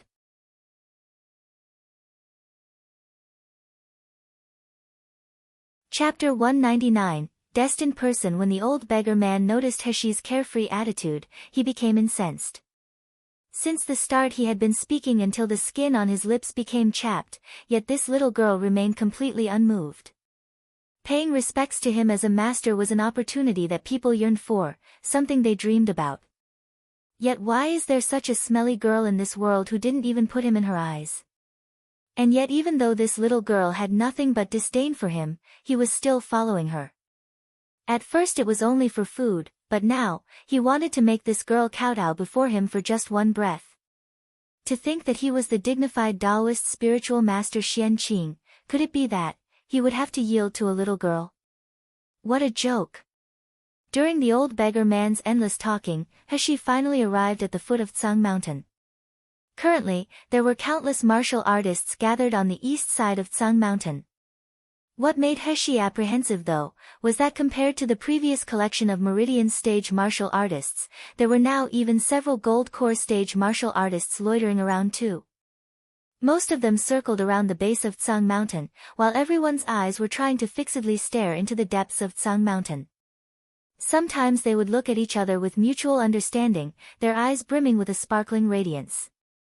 However, the strangest part was, that amongst all these cultivators, no one dared to enter the depths of Tsang Mountain. Even the several low-level martial artists that had still been lingering around Tsang Mountain a few days ago were now no longer visible. The people standing at the foot of Tsang Mountain had clearly reached a consensus. Now they were waiting at the foot of Tsang Mountain, waiting for an important moment to approach. In the end, what was actually inside Tsang Mountain that made this group of people so determined to wait? But after seeing so many gold core stage martial artists, and even the arrival of a few nascent soul stage martial artists, she completely stopped that train of thought. She was arrogant, but she wasn't conceited enough to think that she could handle 2 gold core stage martial artists. There was only one choice: if there was a group of gold core stage martial artists against her, then of course she would run away. What caused Heshi to rejoice though, is that even all the martial artists were congregating around Tsang Mountain. Apparently everyone was already determined to focus on the direction of the entrance, which was on the west side of Tsang Mountain. And since Tsang Mountain was so vast, the north side was located on the other side of the country. Therefore, looking at the current situation, it seemed that her courtyard was still safe. Since the group of martial artists' eyes were all focused towards the west side, no one would come to inquire about a remote and shabby courtyard on the east side of Tsang Mountain. Heshi let out a sigh of relief, but then noticed that somewhere along the way the noisy old beggar man had suddenly become quiet. Heshi turned to see that the old beggar man was frowning as he pointedly looked at Tsang Mountain. He then quietly muttered, "I didn't expect that so many people would already be here. Could it be that it really is?" His next few words were too vague and muffled for Heshi to make out. Turning slightly to glance at Heshi, he continued and said, "Perhaps this was fated, and you're the destined person." What destined person? Has this old beggar man become insane? Instead of talking nonsense, he's now talking about something strange. However, watching the martial artists and the old beggar man's countenance, it seemed like there really was a secret territory hidden within Tsang Mountain. It was obviously a mountain without spiritual energy, and even the spiritual plants and spiritual beasts lacked spiritual energy, so how could there be a secret place? "Baby doll, do you want to go to the secret territory?" The old beggar man's voice suddenly echoed in her ears, and Heshi instantly responded with, "I don't want to." The old beggar man's patient expression immediately stiffened, and he exclaimed in disbelief, "Baby doll, don't you know about the 1,000-year-old secret territory? It's a treasure-filled land that all martial artists yearn to find. Home to a countless number of treasures, there's also the opportunity that you might find something beyond your wildest dreams. Why don't you want to go?"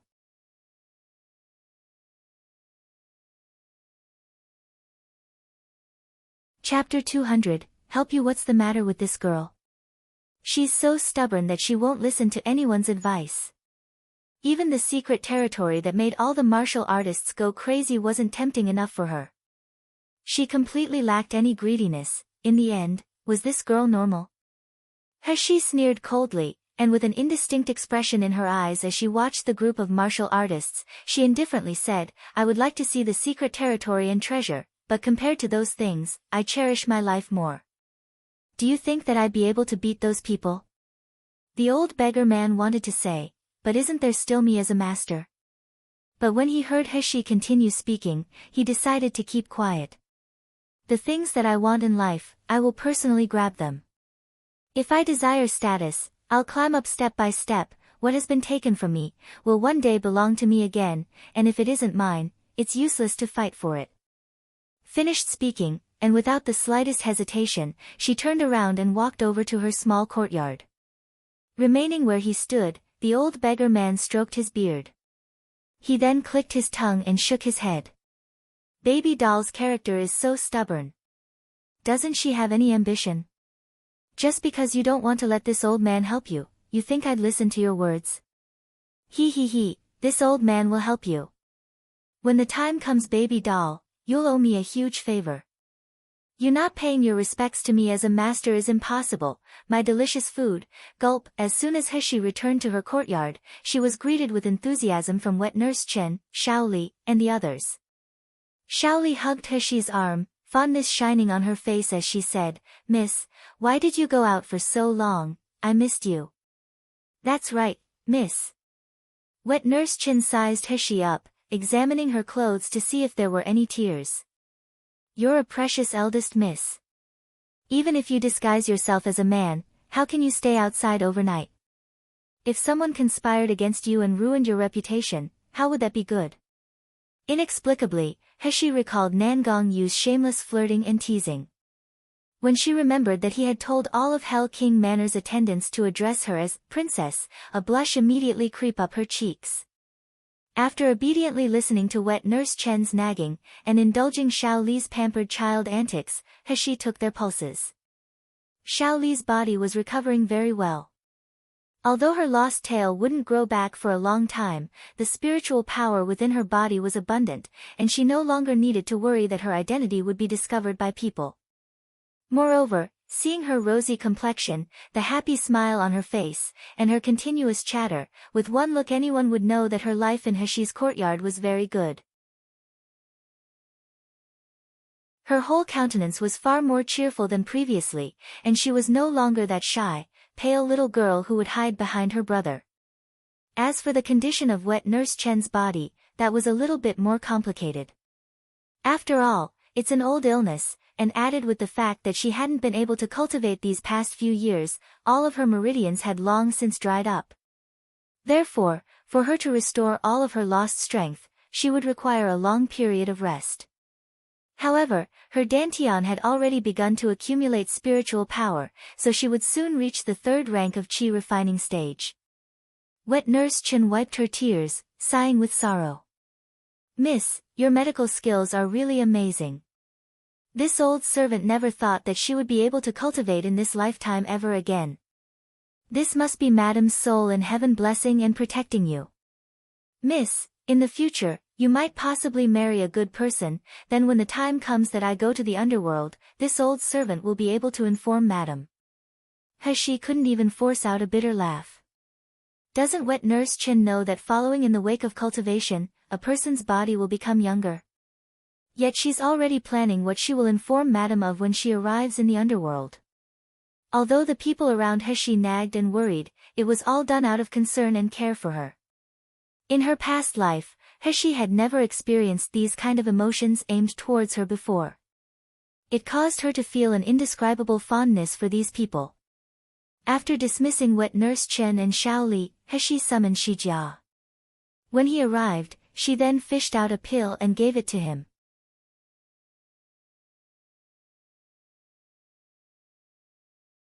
Chapter 201, Completion of Qi Refining Stage. This medicinal pill was something she had refined in Hell King Manor.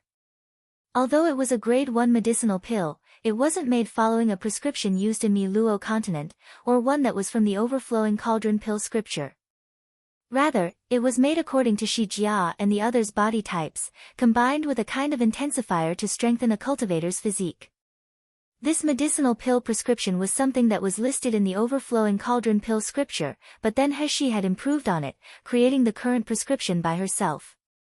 At first she had failed several times, until the last time, when she finally succeeded in her refining. As a result, she was only able to make a total of 30 pills.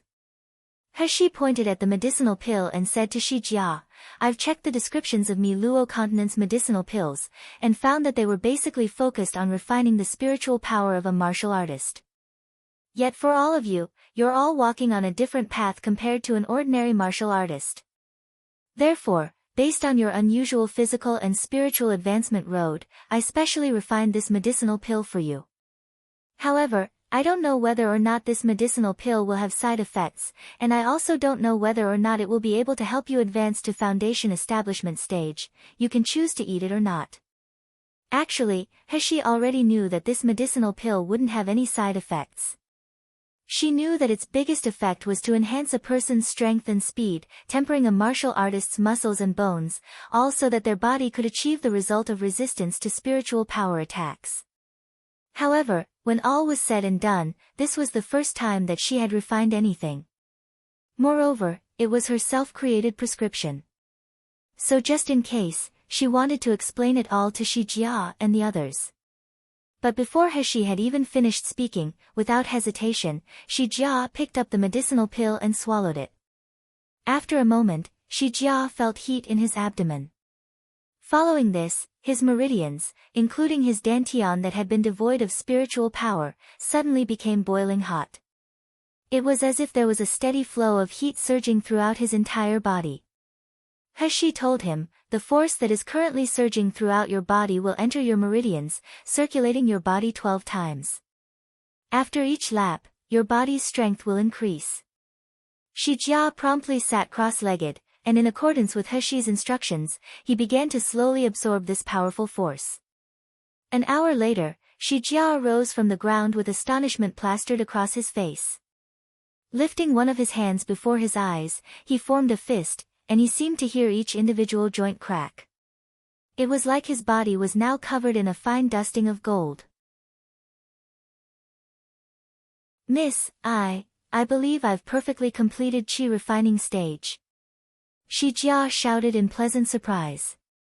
In just one short hour he had gone from being 9th rank Qi refining stage, to actually having completed it. This is something which he had never before believed possible, and yet, to his astonishment, young Miss had helped him to accomplish it. He nodded and said, disperse these medicinal pills to everyone. I want to see the results they have on everyone, so this time it's only one per person. Yes, Miss. Shi Jia suppressed his excitement, taking the medicinal pills from He's hand. Once my brothers receive the medicinal pills, they will certainly be happy. He then asked, how's the situation surrounding Song Mountain been these past few days? Shi Jia swiftly repressed his joyful expression and respectfully said, answering Miss, the past few days a lot more people have come to visit Song Mountain, but they mostly focus on the west side of Song Mountain. A few days ago we had a number of martial artists examining our surroundings, but after that, no one has come here again. This subordinate sent people to secretly investigate the martial artists gathering around the west side of Song Mountain, and discovered that not only are some of the martial artists from influential families and Jinling sects, there are also martial artists from other countries, as well as people from the royal family. Previously quite a few conflicts occurred between the groups, but now it seems to have calmed down. Although, even when they do fight, they fight at a distance, as if they were afraid to alarm something inside Song Mountain. He frowned. Regardless of what happens outside, don't bother about it. Don't go near the west side of Song Mountain. At the moment a lot of gold core stage martial artists have gathered there, and with your current strength, you wouldn't be unable to provoke them and live. When you go out try to be careful, don't let people discover you.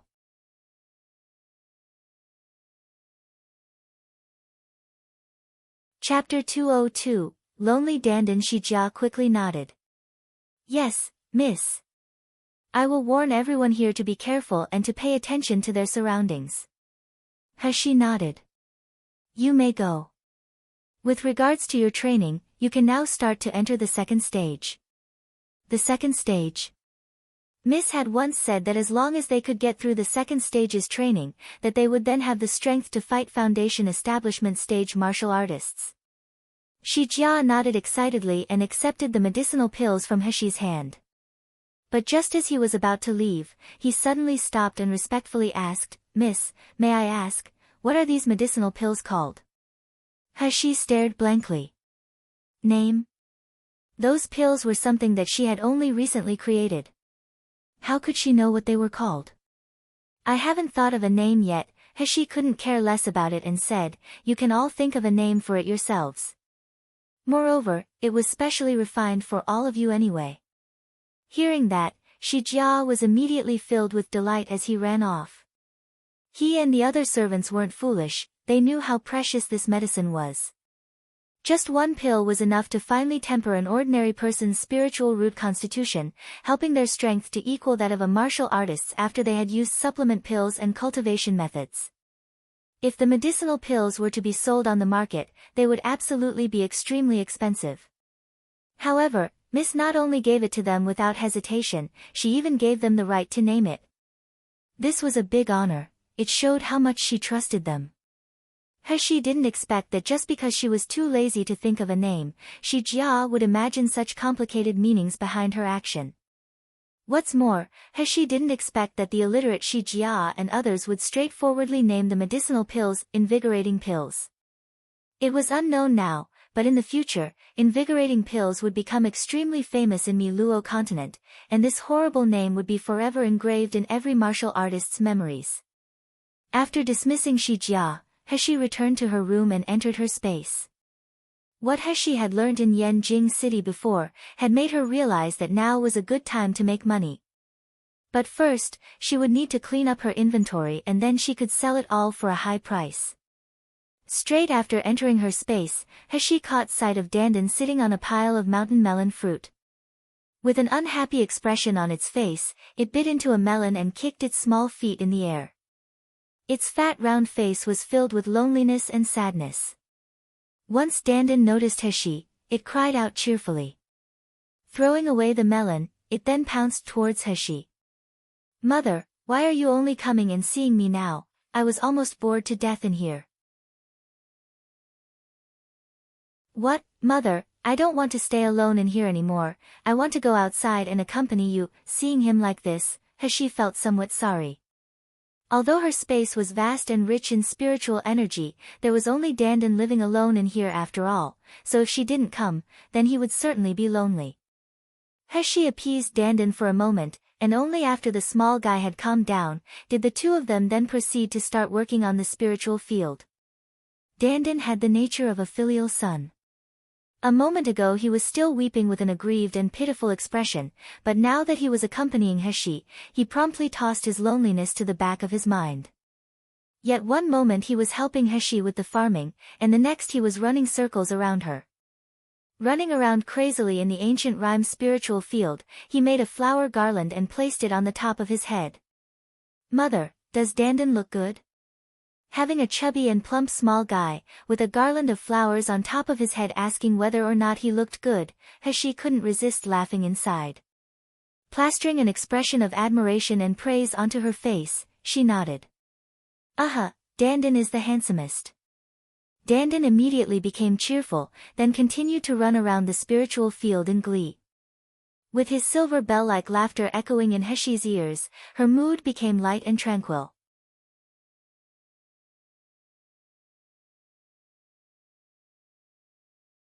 Chapter 203, Adorable Little Pig. Of course, what made He the happiest was the nature-defying harvest from the ancient rhyme spiritual field.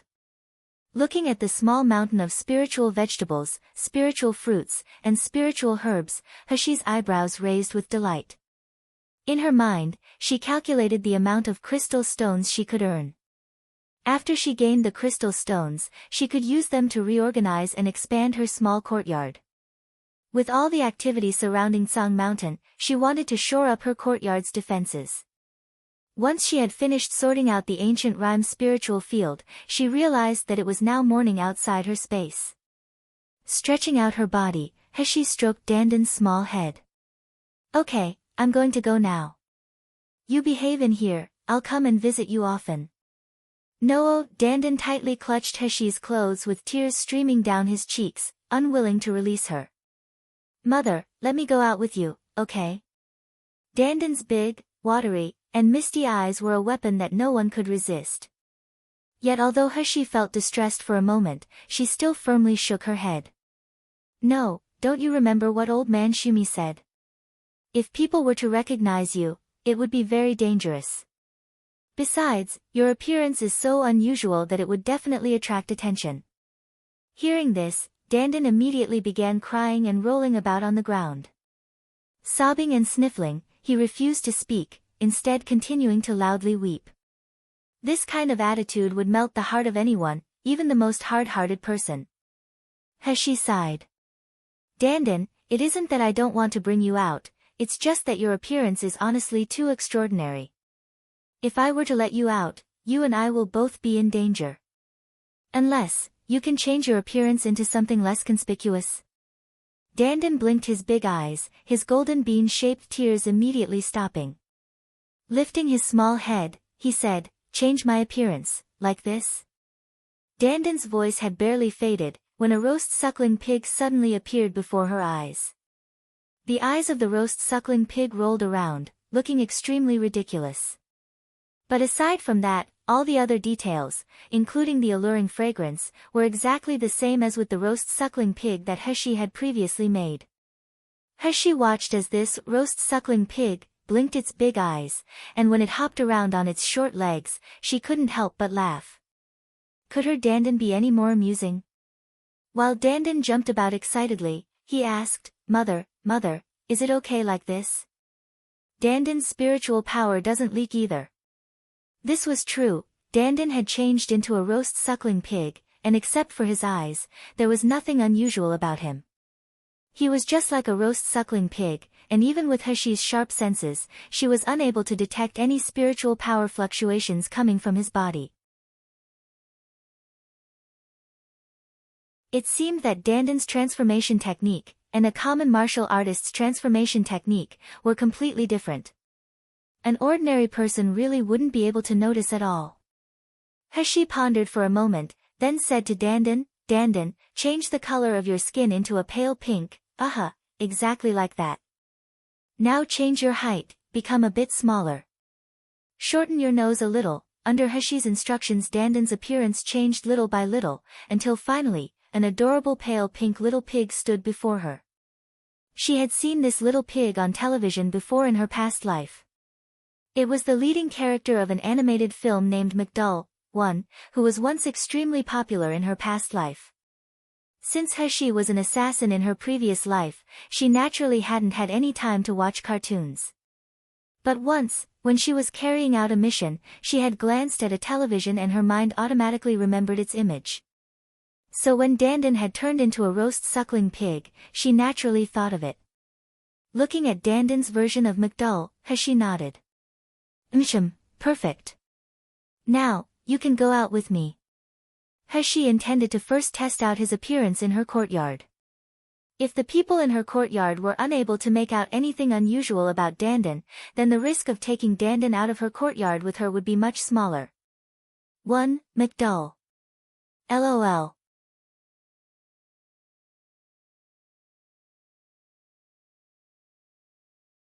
Chapter 204, Faithful Follower. The result, contrary to Heshi's expectations, was that Dandan's little pale pink pig appearance was unexpectedly well received by Shaoli, Wet Nurse Chen, and the rest of the women in her courtyard. In fact, their love of Dandan was extremely intense. Even the only female amongst the slaves, Shigue, was affected. When she saw Dandan, her eyes shone brightly, while her expression revealed her wish to hold him tightly in her arms.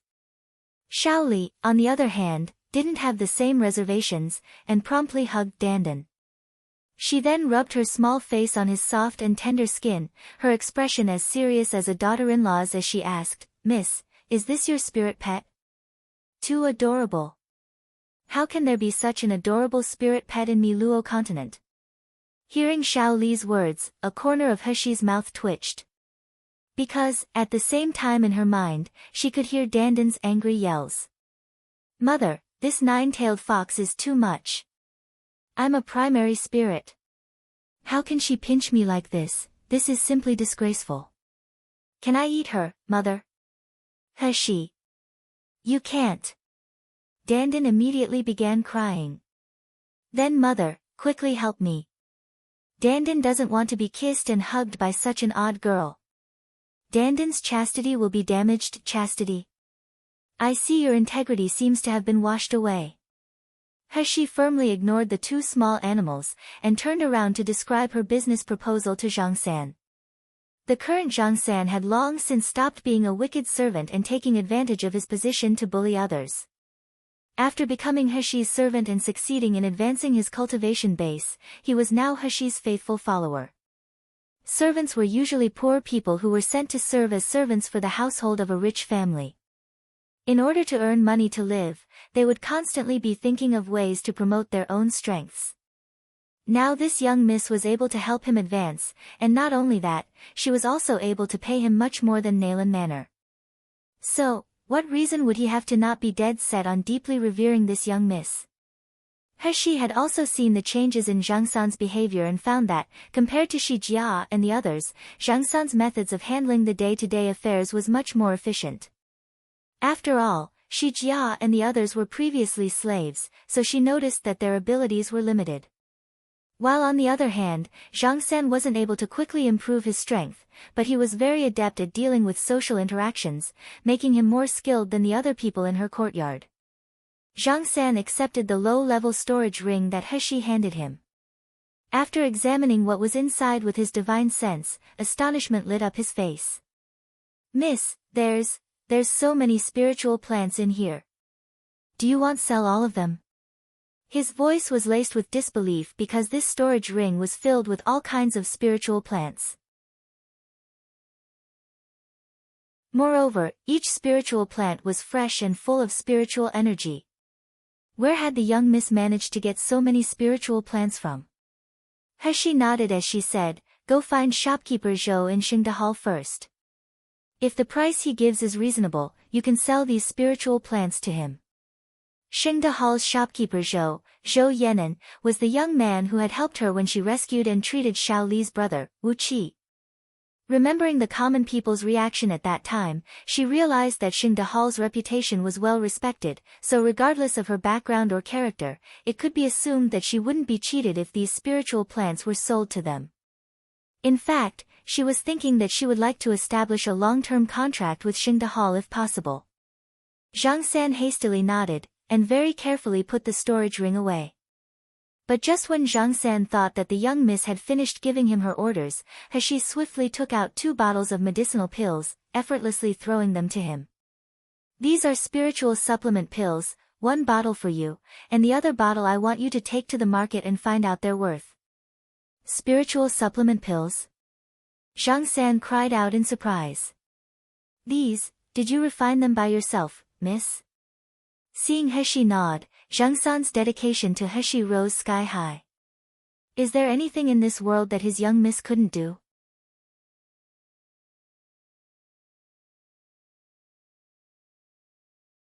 Chapter 205, Medicinal Pill Appraisal. "Miss, if I may ask, do these spiritual supplement pills also need to be sold to Xingda Hall?"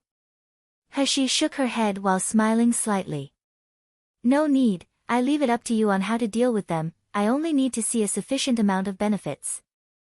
The value of a medicinal pill was higher than that of a spiritual plant. He was able to sell her spiritual plants to shopkeeper Zhou, but she wasn't able to sell medicinal pills to him. She was counting on the sale of medicinal pills to earn enough money to accomplish her courtyard's defense system. Zhang San had the bottle of spiritual supplement pills that He had given to him, and he couldn't help but swallow a pill before doing anything else.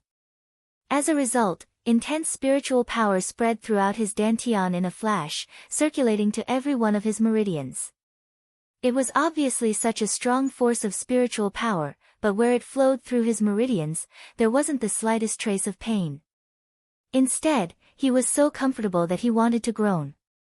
Half an hour later, Zhang San stopped meditating and stood up to examine his cultivation base. Shock immediately flashed across his face. He'd had a breakthrough. Within only half an hour, he had actually managed to break through from the 5th rank of Qi refining stage, to the 6th rank Qi refining stage. Moreover, his meridians hadn't suffered any damage, it was as if there were no impurities at all in the medicinal pills. Is a first-grade spiritual supplement pill supposed to be so strong? Or did the young miss give him a special medicine? Zhang San's eyes shone brilliantly as he hurriedly left the courtyard. First, he brought the spiritual herbs to shopkeeper Zhou to sell, and then he signed a long-term supply contract with him. And without showing the bottle of medicinal pills that he carried, he proceeded to head towards a medicine institute that specialized in appraising medicinal pills. He believed that the spiritual supplement pills that his young miss refined would certainly be graded as extraordinary, for sure they'll be the highest first-grade medicinal pill possible. When it became time for the Medicine Institute to issue an appraisal certificate so that the medicinal pills could be sold at auction, he firmly believed that they would be able to get a good price. Zhang San chose Yanjing City's most famous medicine institute to appraise the medicinal pills, Jinling's Imperial Pharmaceutical Institution. Yet after just entering the Imperial Pharmaceutical Institution, Zhang San found his path abruptly blocked by someone. The servant boy in charge of registration at the Imperial Pharmaceutical Institution noticed Zhang San's wretched clothes and low cultivation base, and he couldn't help but say with contempt, "Hey you, do you know that the cost of appraising a medicinal pill is at least 10 crystals, while the highest appraisal costs 1,000 crystals? Do you have enough for the appraisal fee?" Zhang San's eyes immediately lowered, and from a chest pocket he fished out 100 crystals, placing them on a nearby table. With a quiet voice he then said, "I want an advanced appraisal for a first-grade medicinal pill." When the servant boy saw the 100 crystals, he stared blankly for a moment, before he then registered Zhang San's words. Bursting into a fit of laughter, he said, "You came here just to get an appraisal for a first-grade medicinal pill? Moreover, an advanced appraisal? Does your brain have some sort of illness?" At the Imperial Pharmaceutical Institution, there were different appraisals available for medicinal pills. Of course, the higher the level, the more that could be detected about the composition and element attributes, better allowing the examiner to determine the value of the medicinal pill. But if the medicinal pill itself was of poor quality, then to ask for an advanced appraisal would not only not have any benefits, it would instead reveal the ignorance and stupidity of the owner of the medicinal pill. If the owner were to spend so much money on such an appraisal, it would only end with people mocking them. Zhang San said, "That's right, I want an advanced appraisal on a first-grade medicinal pill. As long as I can afford to pay with crystal stones, what is it any of your business what I want to appraise?" The servant boy sneered, his gaze filled with contempt as he looked at Zhang San. "Nowadays there's no lack of people like you. You accidentally get your hands on a medicinal pill, and then right away you think you picked up a priceless treasure, eagerly coming to us to appraise it. He, let me tell you, people like you will ultimately feel disappointment. Do you still think you've come to appraise a treasure now?" While the servant boy had been speaking, he had registered Zhang San's medicinal pill, ordering someone to deliver it to the evaluation room. With a calm and collected face, Zhang San stood waiting on the side, completely without the intention of refuting the servant boy.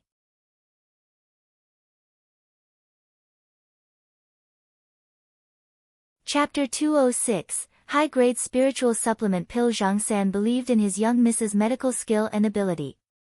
If she was able to make him, a low-level martial artist, advance from the 3rd rank of Qi refining stage to the 6th rank of Qi refining stage within a few short months, how could it be possible that the medicinal pills she refined were just an ordinary product?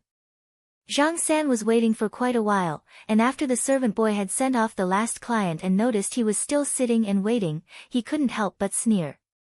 "Fool, it's useless for you to wait.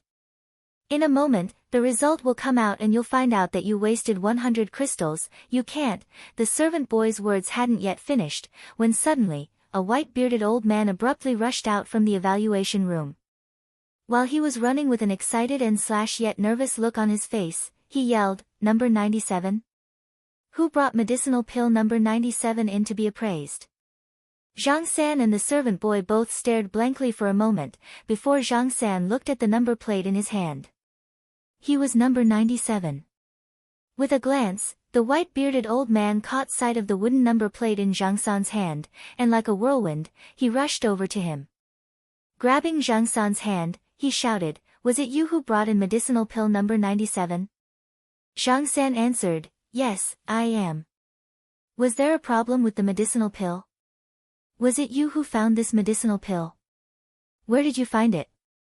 Zhang San's cultivation base was only at the 6th rank of Qi refining stage, and moreover, it seemed that his overall innate talent was only ordinary. Of course the old man wouldn't think that Zhang San had refined this medicine. Zhang San shook his head. "That medicine was refined by my master, I didn't find it." The white-bearded old man's brows suddenly rose in surprise, a radiant light appearing in his muddy eyes. "You mean, your master is the one who refined this medicinal pill? It wasn't found?" do you have any other medicinal pills in your possession apart from this one? Zhang San nodded, and he couldn't help but ask, so how was it? What are the results of the medicinal pill? However, the white-bearded old man ignored his question and asked impatiently, which great master is your master? Quickly take me to see him. Zhang San's brows wrinkled. If you have something to tell my master, you can tell me instead. My master is very busy, he has already given me full responsibility to handle all matters dealing with the medicinal pill. Zhang San had always been a shrewd person, so he was obviously aware that He didn't want her identity revealed. How could he stupidly expose young Mrs. information? Hearing this, the white-bearded old man became frustrated. However, thinking about how all great masters were temperamental and eccentric, he was also relieved. This time, when he looked back at Zhang San, he was smiling. So it's like this, the results of your medicinal pill appraisal have already come out, and no one expected that it would actually be a first-grade medicinal pill of the highest quality. Moreover, the appraisal found that the composition of the medicinal pill was perfect. This old man has never before seen such a perfect medicinal pill. Your master's strength absolutely already surpasses that of this sect master. How could that be possible? The servant boy exclaimed nearby, his expression one of shock and bewilderment as he looked at Zhang San. As for Zhang San, when the old man had passed over the appraisal results, he only glanced at it before his eyes widened with shock. First-grade spiritual supplement pill, contains 10 crystals worth of spiritual power, 99% essence purity, and suitable for unrestricted long-term usage. This information, was it really that of a first-grade medicinal pill? It was even stronger than a mid-level second-grade medicinal pill. Firstly, the spiritual power contained in most top-level first-grade spiritual supplement pills was at max only 3 crystals worth of spiritual power, and secondly, the 99% essence purity, that was enough to make martial artists go crazy with longing. It meant that even if a martial artist consumed many spiritual pills, they wouldn't have to worry about an overaccumulation of spiritual power. This was practically an amazing way for a low-level martial artist to advance by medicinal pill. I am the vice head of this imperial pharmaceutical institution, and also a 4th-ranked doctor. On behalf of the imperial pharmaceutical institution, I wish to sign a long-term contract with your master for this high-grade spiritual supplement pill. If there are any conditions you may have, we can discuss.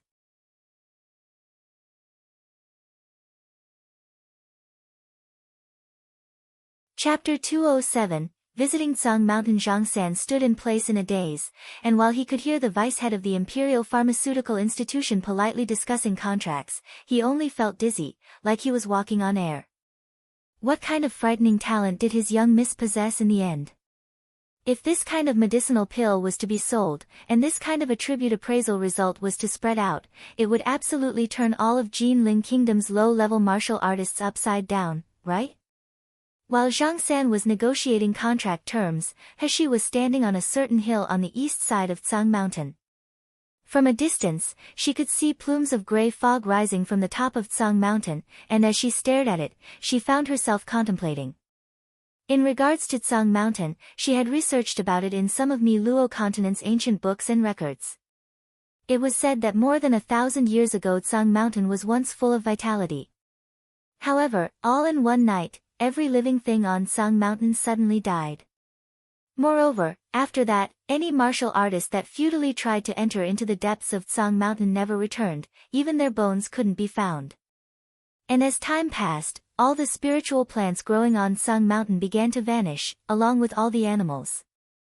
The only thing to remain was a powerful darkness, where dark spiritual beasts would occasionally roam. Some people said that Tsang Mountain was cursed, and that anyone who ventured near would be cursed too, until finally, they suffered an unnatural death. He of course didn't believe in curses, but since Tsang Mountain was obviously devoid of spiritual power fluctuations, it really gave her a strange feeling. The thing she found strangest of all though, was that she felt like something in Tsang Mountain was faintly calling to her, and as time went on, this feeling only became stronger.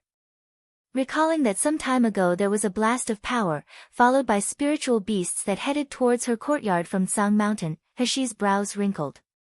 It was fortunate that last time Shaoli was able to hold it back, so that the people in her courtyard were able to escape from disaster. But if it were to happen again, everyone would certainly be in danger. Glancing at Shi Jia and the others that were currently training in the valley, she then turned to glance at her courtyard where there was a curl of smoke rising from the kitchen chimney. Abruptly, she quietly said, "Dandan, we're going to enter Tsang Mountain and have a look around." Standing beside her, Dandan immediately lit up with happiness once he heard this and said gleefully, "Okay." Dandan wants to go on an adventure together with Mother the most. Recently, the things occurring in the vicinity of Tsang Mountain had made Heshi become somewhat concerned. The current atmosphere surrounding Tsang Mountain was very unstable. It was nowhere near calm and safe. Instead, it was very likely that since every major force in the Jinling Kingdom would end up fighting over the secret territory, this area would become a slaughterhouse. Although she was fond of this courtyard, in the end, the people here were more important to her than any object. So for those people, she would head to the east side of Tsang Mountain and properly examine it. If it turned out that it wasn't suitable to stay here anymore, she would still be able to move everyone as quickly as possible. Bringing only Dandan along with her, Heshi didn't notify Wet Nurse Chen and the others. Instead, she chose to trust Shaoli to pass on the message, before she then entered Tsang Mountain. As she only planned to quickly examine the east side of Tsang Mountain, she assumed that she wouldn't be away for more than 3 days. Since Heshi had been watching the black fog rising from Tsang Mountain at a distance for quite a while now, she figured that the area closer to the mountain would be covered in a thick layer of fog, permeated with a sinister aura. However, as she got closer, she discovered that there were a lot of healthy green plants. Moreover, although there were no spiritual plants, and also no spiritual energy, the air was actually fresh and clean. There were even quite a lot of unknown wild flowers growing on the roadside, each of them emitting bursts of a flowery fragrance capable of lifting a person's spirit. Dandan, who had been closed away in Heshi's space, and then the courtyard for a long time, was now like a wild horse out of control as he ran around everywhere, exploring this unusual and vast area inside of Tsang Mountain. Heshi of course wasn't actually worried about Dandan's safety, as the two of them were connected. If Dandan was to run into danger, she would naturally be able to be there straight away. But, not long after entering Tsang Mountain, the previously frolicking Dandan ran back to her, his small and short legs trembling.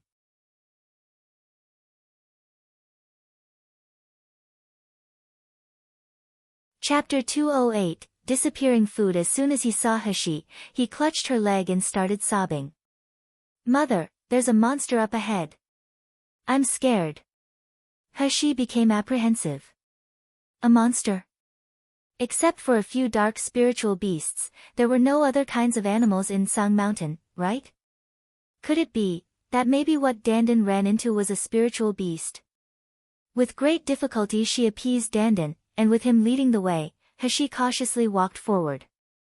Not long after, the huge figure of a monster was reflected in Heshi's eyes, yet she couldn't help but release a sigh of relief, before she then burst out into a fit of laughter.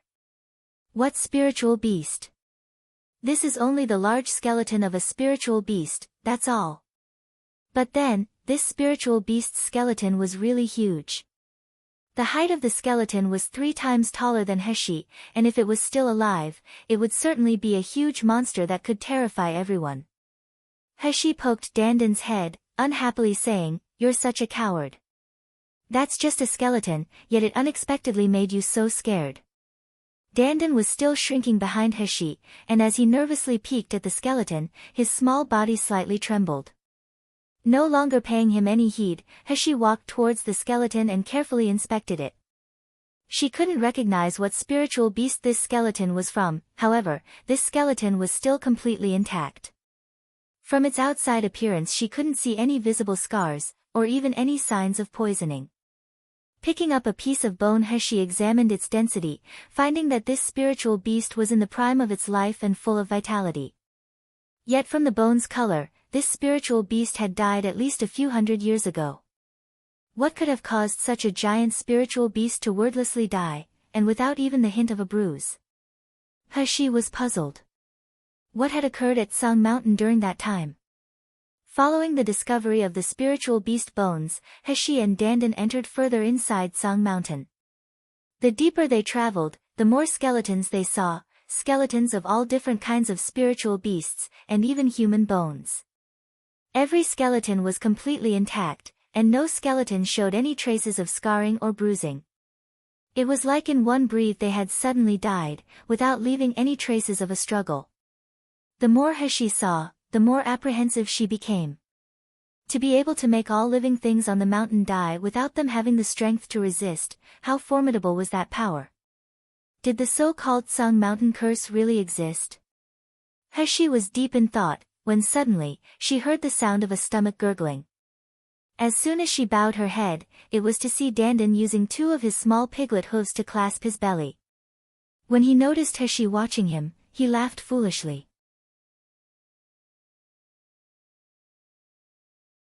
Once he had seen that first spiritual beast skeleton and experienced such a fright, and then seen so many spiritual beast skeletons along the way, Dandan had slowly begun to calm down. So now, every time he saw those smooth bones, all he could think of was delicious roast suckling pig. As a result, his stomach began to growl in hunger. Heshi looked at the color of the sky, and noticed that the sun was high in the clouds, indicating that it was now noon, lunchtime. So from her space, she removed all the food that she had prepared in advance, barbecue meats, creamy soup, cool vegetables, all kinds of pastries, fruit salad, and even fruit juice made from spiritual fruit. It was like they were about to sit down for a leisurely picnic. Dandan held a piece of barbecued meat covered in grease to his mouth, and as he ate one side of it, he shouted, "Mother, the dishes that Mother makes are the best in this world, so delicious." After he finished devouring a chicken leg, Dandan extended a hoof to grab another piece. However, his hoof didn't make contact with the familiar tender and fragrant meat, rather, it landed on an ice-cold tray. Dandan unwillingly extended his hoof to another dish, only to find that it was empty too. Grumbling under his breath, he got up and crawled onto the tablecloth to see the trays, yet what greeted him was a strange scene. The tablecloth previously overflowing with an arrangement of food was now completely empty. One by one, all the food on every bowl and tray had disappeared without a trace. Even the soup had disappeared without a drop remaining.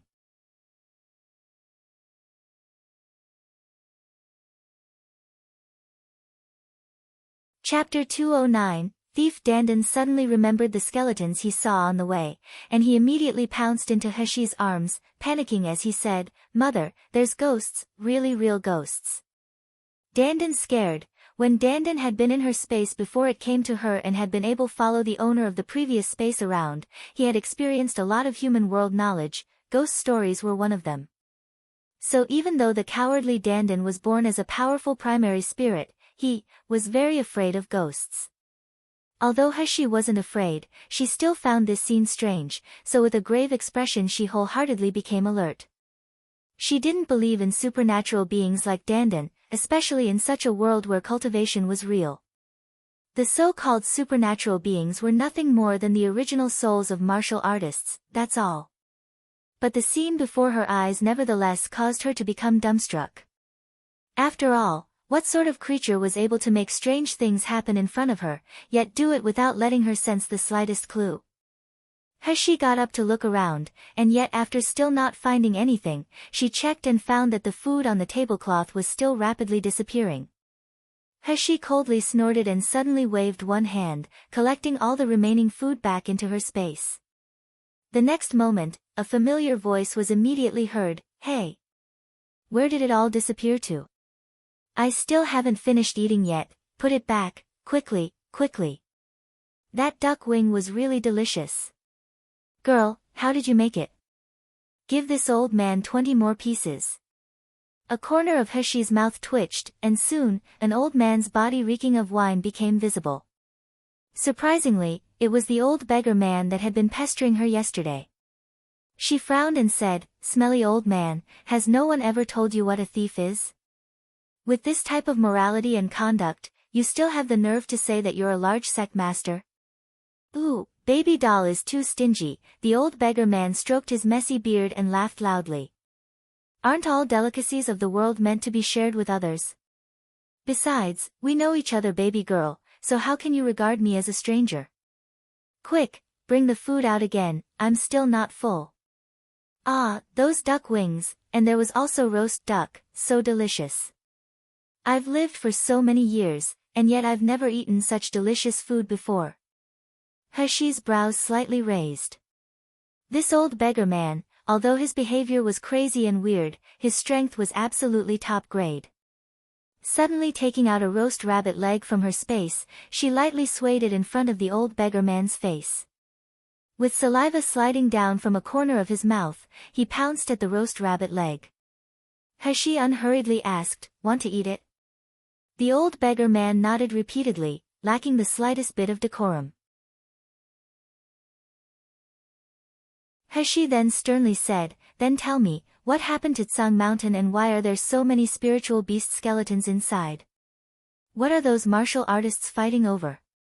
The old beggar man's expression abruptly stiffened, before he then laughed loudly. "Ooh, baby doll, didn't you say that you weren't interested in Tsang Mountain's secret territory? Why are you inquiring about it all of a sudden?" Heshi sneered. "I'm not interested in the secret territory, but the area I live in is located at the base of this mountain. I have to find out what kind of place Tsang Mountain is as my neighbor, and whether or not it'll be a future threat." The expression on the old beggar man's face flickered through countless emotions, before he then finally said, "Ah, I just came here to have a stroll, that's all. The secret of Tsang Mountain and whatnot, how could this old man know?" "Oh. Since that's the case, Dandan, this is for you to eat." Dandan took the roast rabbit leg from Heshi's hand. After he devoured it clean, he then held his small plump belly while laughing, "Mother, it's so delicious, I want more."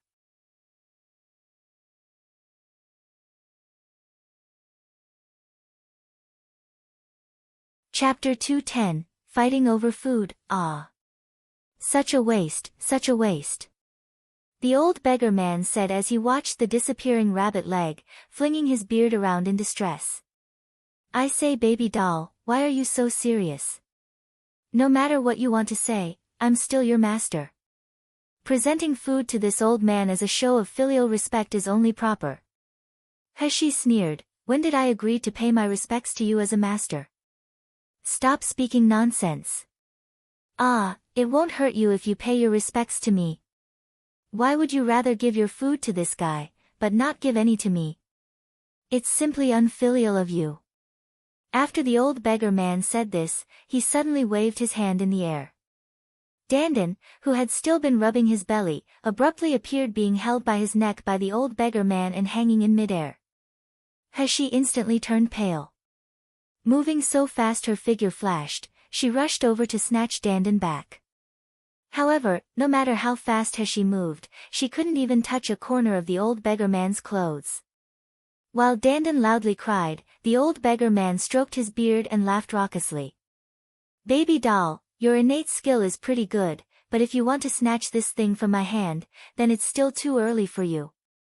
The light in Heshi's eyes slowly became icy cold, and closing them, she suddenly extended an arm.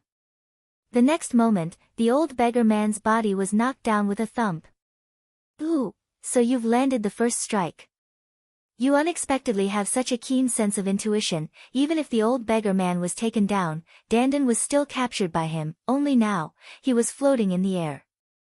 Watching Heshi with a satisfied smile, he laughed happily. "The more I learn about you, the more eager I become to accept you as a disciple." Heshi's face was cold as she looked up and watched as Dandan struggled in vain in the air, and she said with a grave voice, "What do you want?" The old beggar man's face fell, and he pitifully said, "Baby doll, do you still have any of that roast rabbit leg? I've been hungry for many days and I haven't really eaten till full." "Forget it. It's just food anyways, she still has plenty more. She's a normal person, she won't bother arguing with this crazy old beggar man." When the old beggar man saw the food, how could he care about holding Dandan hostage anymore? Who cares about paying respects towards a master? He exclaimed as he rushed towards the spread of food. And so once Dandan fell from the air with great difficulty and saw that his precious food was now being eaten by someone, he immediately forgot his previous fear and furiously yelled as he rushed forward, "Smelly old man, you're not allowed to eat my food. Mother's food is mine." She held her forehead in resignation. This brainless little pig. He really made her not want to acknowledge him as her spirit pet. For a time, the old beggar man and Dandan began to compete in who could eat the most. So in the time it took to burn a stick of incense, the tablecloth that had been covered in food was completely demolished by the pair. Moreover, most of the dishes were meat dishes. The old beggar man rubbed his distended stomach and released a satisfied hum. Having been able to eat such delicious food in this lifetime, this old man could easily die without regret now. The food that mother makes, Dandan can eat it every day. Dandan pointed his small butt towards the old beggar man and scowled. In the future, only Dandan can eat it. I won't give you any to eat. Little guy, why re you the same as your master, so evil? The old beggar man joked, yet as he examined Dandan, a trace of suspicion appeared in his eyes. This pink little pig was apparently that girl's spirit pet, but the aura emitted from this spirit pet was unusual. It appeared different compared with a common spirit pet, even he was unable to see through its disguise. Although there were spirit pets able to speak on Miluo continent, it was very rare for a spirit pet to have such a high intelligence. You're tuning in to the Blissful Bookshelf YouTube channel. We're so grateful for your support, and don't forget to subscribe to join us on this incredible journey through captivating stories. Your generosity through donations truly makes a world of difference, as it's the primary source of revenue that allows me to expand and enhance this channel for you. Thank you from the bottom of my heart for being a part of this adventure.